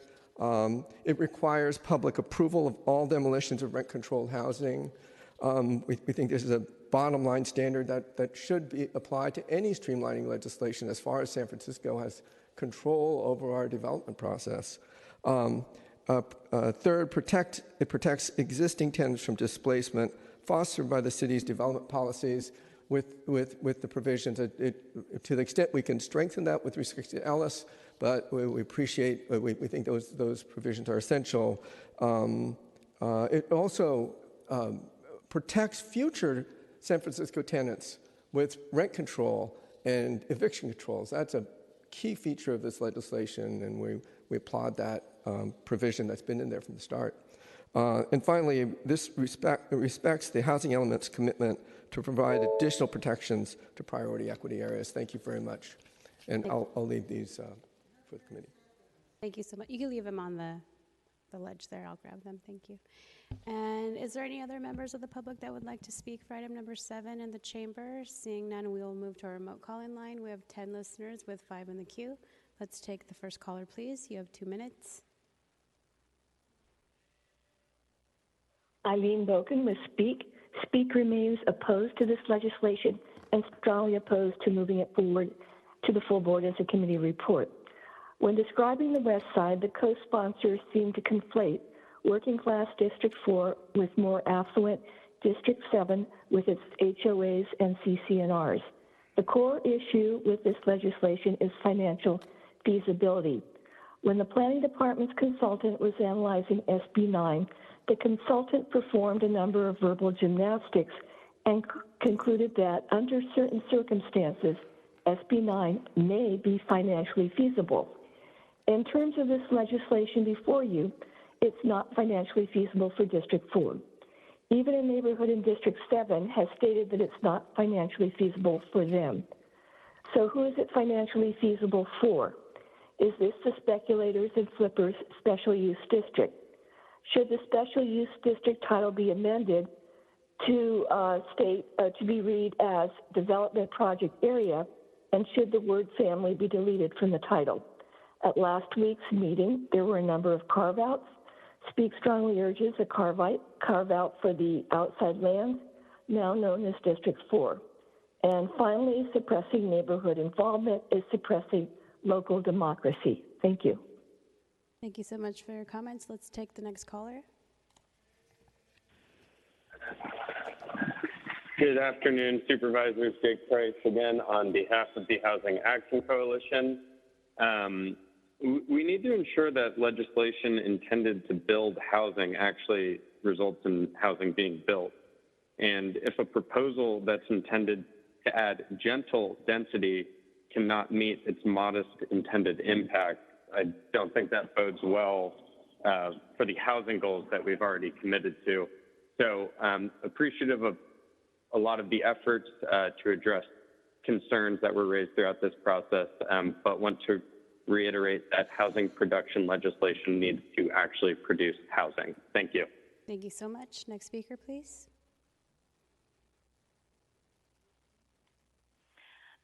Good afternoon, Jean Barish, District 1, and a member of the Board of Directors of Planning Association for the Richmond. I'm speaking on my own behalf.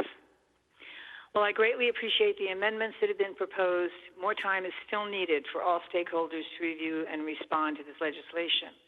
Even with these new changes, there's still a need to revise this legislation, as evidenced by Supervisor Peskin's extensive comments today.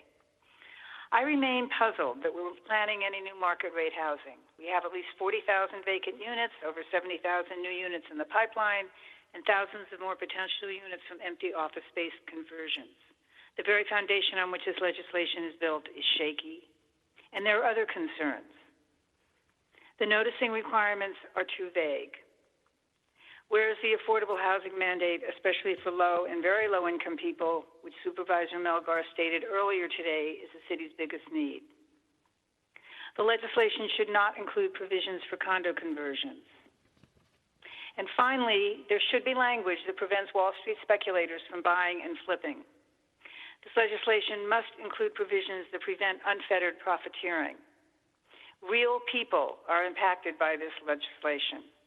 Housing in San Francisco should not be treated like real estate in a game of monopoly.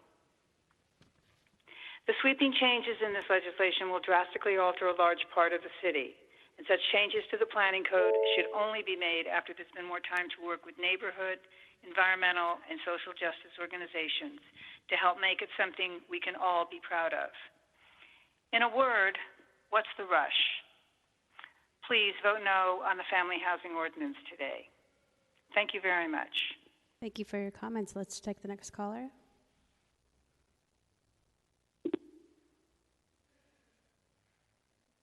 Hello. Hello, you're on the line. Okay, thank you so much. Hello, my esteemed supervisors. I am in the bed sick, and my name is Shirlita Holmes-Box, a resident of San Francisco, born here 66 years ago, plus and some change. And I want to say I oppose the legislation as it is today, but we're moving closer, and I'm really proud of my supervisors, all three of you, and plus, because we're not there yet, but I'm encouraged. And I want to thank, I really want to thank Supervisor Peskin's comments, because they represent me and a whole bunch of us that are native San Franciscans that are not here that often. But I did want to say, oh, and Dean, you know, hats off to you as well, Supervisor Preston. But I did want to say we certainly have to change this language that says affordable. That's subjective, and who is it affordable for? So I've been here all my life, so therefore I know it went from low income, middle income, and they just use these words because this is a developer town. And, you know, I am connected to some developers, but fair is fair, and funky is funky. And this legislation, as it is now, is funky. So I'm encouraged because we're moving forward. And so I just want to say thank you all, and I'm looking forward to us, especially following Preston and Peskin's outstanding comments. Have a good evening. Thank you so much. Next speaker, please.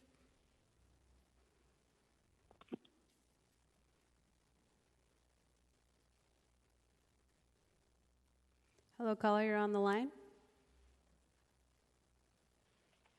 Yeah, Supervisors, this is Lorraine Teddy again, Affordable Housing Advocate for Seniors and Others on Fixed Incomes. I'm here to urge you to continue this legislation to September. Thank you so much. Wait, I'm not done. Go ahead. I feel we're rushing headlong into multiple rezoning plans, creating an umbrella network of redevelopment. Programs really only brought to the attention of the public on May 22nd. Now, I do want to thank the Supervisor Melgar for including some tenant protections in her bill. And more changes today indicate a growing public awareness of the bill's true impacts and unintended consequences. But the bill remains, at its core, a plan to benefit speculators and the wealthiest homeowners. Unless, of course, the supervisors might want to add, and I would support, amendments for free construction grants and also affordability caps. There are many good intentions here for helping grandparents, but I believe the bill's provisions for 3-lot mergers, group housing, market pricing, and promises of rapid condo conversion, along with shrinking community input and open space, are siren calls for a frenzied speculator land buying for larger projects that at market rate will never benefit seniors or families of lower incomes, be they homeowners or tenants. This is a time when we need affordable housing. We should devote all our attention to that, not high-priced housing, and certainly not demolishing stable older housing, which will eventually result in transferring ownership of San Francisco land out of the hands of ordinary families and into the portfolio. Thank you so much for your comments. corporate. Your time has lapsed. Let's take the next caller, please. Hello, this is Renee Lazier from SunSF, Save Our Neighborhood San Francisco, speaking for our group and for myself. I wrote a letter, and I want to say that I thank you all for trying to put through this, but I think it needs to have more time to be reviewed. As the last caller stated, we weren't notified of this till May of this year. I agree with the majority of things that everyone has stated, especially Ms. Barish. And this will forever change our neighborhood and ruin the nature and character. And there's so many things that need to be considered, especially notification to the neighborhood, not arbitrarily just demolishing something just because a developer or speculator can come in and build something that doesn't fit the neighborhood and will ruin the feeling of it. Also, there's really no need, in my opinion, especially since Rena overstated and overinflated the 82,000 units that they're saying we need out here on the west side. When we have 70,000 in the pipeline, we have tons of other buildings that have been spec'd, have been built, or are going to be built to the tune of around 171,000 units in new housing. So there is no need to have 82,000 new homes out here. This is nothing more than like a land grab or a money grab, and we don't need this. We need to be notified. And I'm very certain, one of the things I said in my letter to you all, was I'm very certain that any of these proposed housing projects were to be demolished and to be built literally in your backyard or close to your neighborhood, you would not want approve of this, or certainly would want to be notified of any such projects, demolition, and CEQA issues. And to the point of affordable housing, there is nothing affordable about this. Stop using the guise to build bigger, denser, when our area in District 4 is extremely dense. It should be in the dictionary to show density of District 4. But affordable housing, it's not affordable. They should scrap this entire program and rewrite it to have it be truly affordable and not a subsidy. Apologize. We are at 2 minutes for public comments, so I'm sorry if I have to cut you off. Let's take the next caller. Good afternoon, supervisors. My name is Avi Gandhi, and I'm a community planner at the Chinatown Community Development Center. I want to express our support for Supervisor Melgar's legislation. We believe the legislation represents a positive step towards addressing the housing crisis, while also respecting the unique challenges faced by our most vulnerable communities. We appreciate Supervisor Melgar for putting forward a targeted approach that focuses on areas where housing production has historically been inadequate, and for recognizing and protecting the boundaries of our city's priority equity geographies. These areas, as you know, include neighborhoods like the Tenderloin, Chinatown, Mission, Bayview, Excelsior, as well as cultural districts that are home to some of the oldest communities of color facing significant displacement risk. This targeted approach addresses geographic inequities and also aligns with the principles of affirmatively furthering fair housing, as is in the housing element. This recognizes the higher risk of displacement impacts that market rate development poses in these priority equity communities. So we appreciate the legislation for retaining community input and participation through the public process for reviewing market rate developments in these areas. We also appreciate the legislation for adding in additional controls against demolition of tenant-occupied and rent-controlled units, and adding several other protections for the proposed SUD area. And for all these reasons, we would like the committee to support the legislation as amended. Thank you. Thank you so much. Next speaker.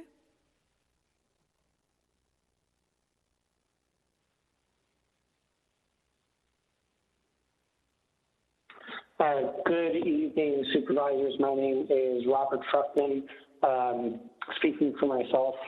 I think there's a lot that's great about this legislation. I think it's really a long time coming that we open up the West Side for more housing development, for a greater share, for its fair share of San Francisco's housing development. I am concerned though about not about this legislation in particular, but what the process for this legislation bodes for San Francisco's other obligations under the housing element. We're approaching, I think, 6 months on this legislation, and I want to remind the board that we have not one, but 2 major milestones that are prescribed in the housing element with the due dates, both of January 31st, 2024.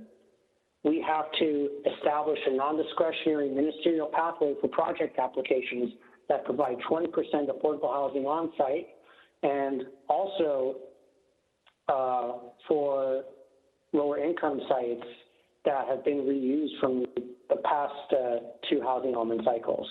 At the same time, we also have to eliminate commission hearings on any code-complying project in well-resourced neighborhoods subject to the Housing Accountability Act through January 31st, 2027.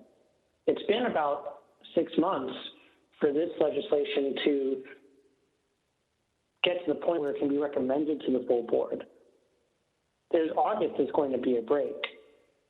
So that means we have September, October, November, December, January, 5 months to do these major lifts. I am very concerned that we will not reach the deadline of January 31st, 2020. Madam Chair, that completes the queue. Okay, thank you, Madam Clerk. Public comment on this item is now closed. President Peskin. Thank you, Madam Chair.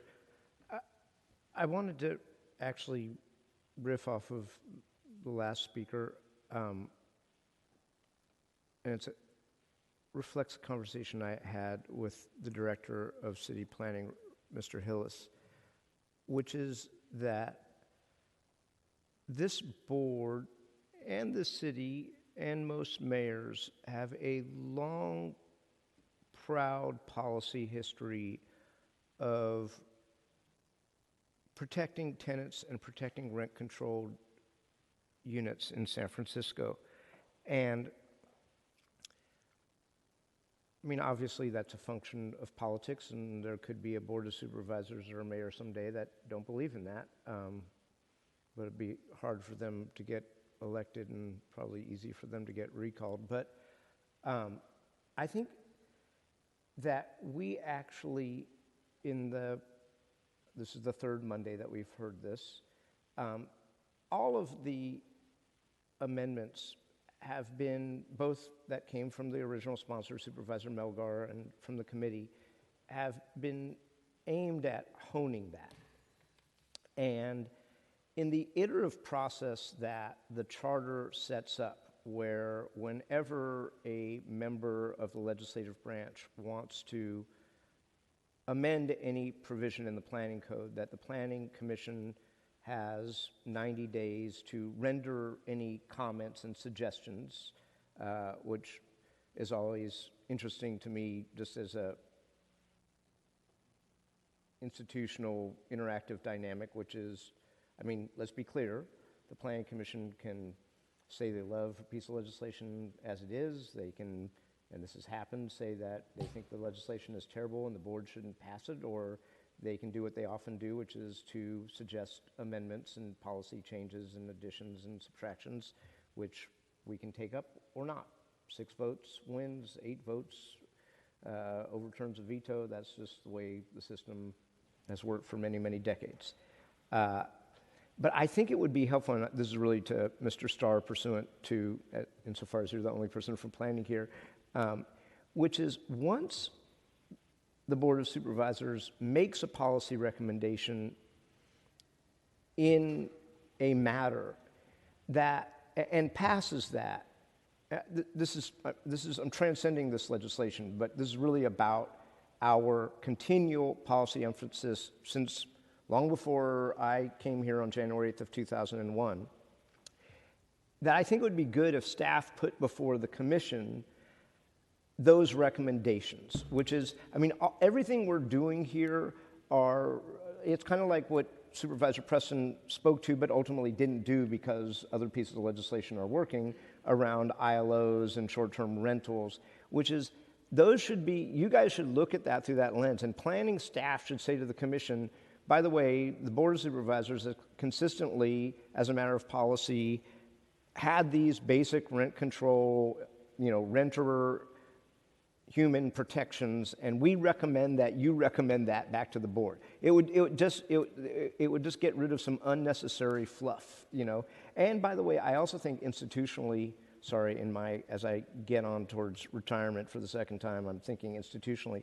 I think it also would be helpful, and we don't really have this, but we should also, at the same time that we're referring this to planning for 90 days, we should be referring this to the rent board for 90 days. I mean, because they ultimately, I read certain provisions in this, and I haven't asked this, and I don't want to go down this rabbit hole, and, but it says here, for instance, you can't demolish a unit that had a low-income tenant in it. Well, who's going to establish that? Is the planning department going to do that? They've never done that before. What are the mechanisms by which that's going to be enforced? And so, I mean, as the rent board's policies are evolving and as we're having registries and what have you, and I know that there's a whole other policy conversation about there around, do we want to go down the road of means testing? Is that good or bad? And Chapter 37 of the Administrative Code has never been about means. But it would be, I think, also good, and maybe we should consider as a board whether or not, I mean, it's not slowing the process down. At the same time, we should probably be referring this to the rent board relative to whether it's administrable and whether they have policy comments, just to optimize our legislation. I'm speaking way beyond this particular piece of legislation, but it feels, I mean, the relationship we have with the BLA is if we actually do something and establish it as policy, the BLA spits back to us on every piece of legislation, this is not a policy matter for the board, you should vote for it because you've previously established that policy. I think it would be more helpful and productive and mature if that was the relationship that we have with planning staff as they present their suggestions to the Planning Commission, for what it's worth. Thank you for that, and now I can retire. Thank you, President Peskin.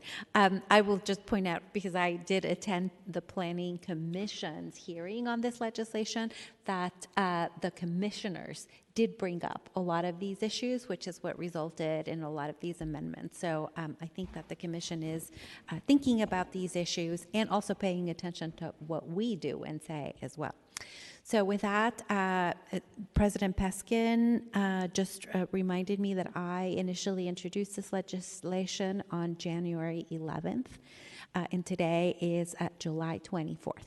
So it's been a while. I don't think that we're rushing things. We actually had a pretty long, deliberative, and inclusive process. So with that, I would like to make a motion that we move the amendments that I read into the record. Can we do one motion for both sets of amendments? Yeah. Is that okay? Yes. Okay, let's do that. And on the motion, as stated by Supervisors Melgar and Peskin, Supervisor Peskin? Aye. Peskin, aye. Supervisor Preston? Preston, aye. Supervisor Melgar? Aye. Melgar, aye. You have 3 ayes. Thank you. And I'd like to make a motion that we move this forward to the full board with a positive recommendations as a committee report. And on that motion, Supervisor Peskin? Aye. Peskin, aye. Supervisor Preston? Preston, aye. Supervisor Melgar? Aye. Melgar, aye. You have 3 ayes. Thank you. Madam Clerk, do we have any other? That completes the business for today. Thank you. We're adjourned. Thank you.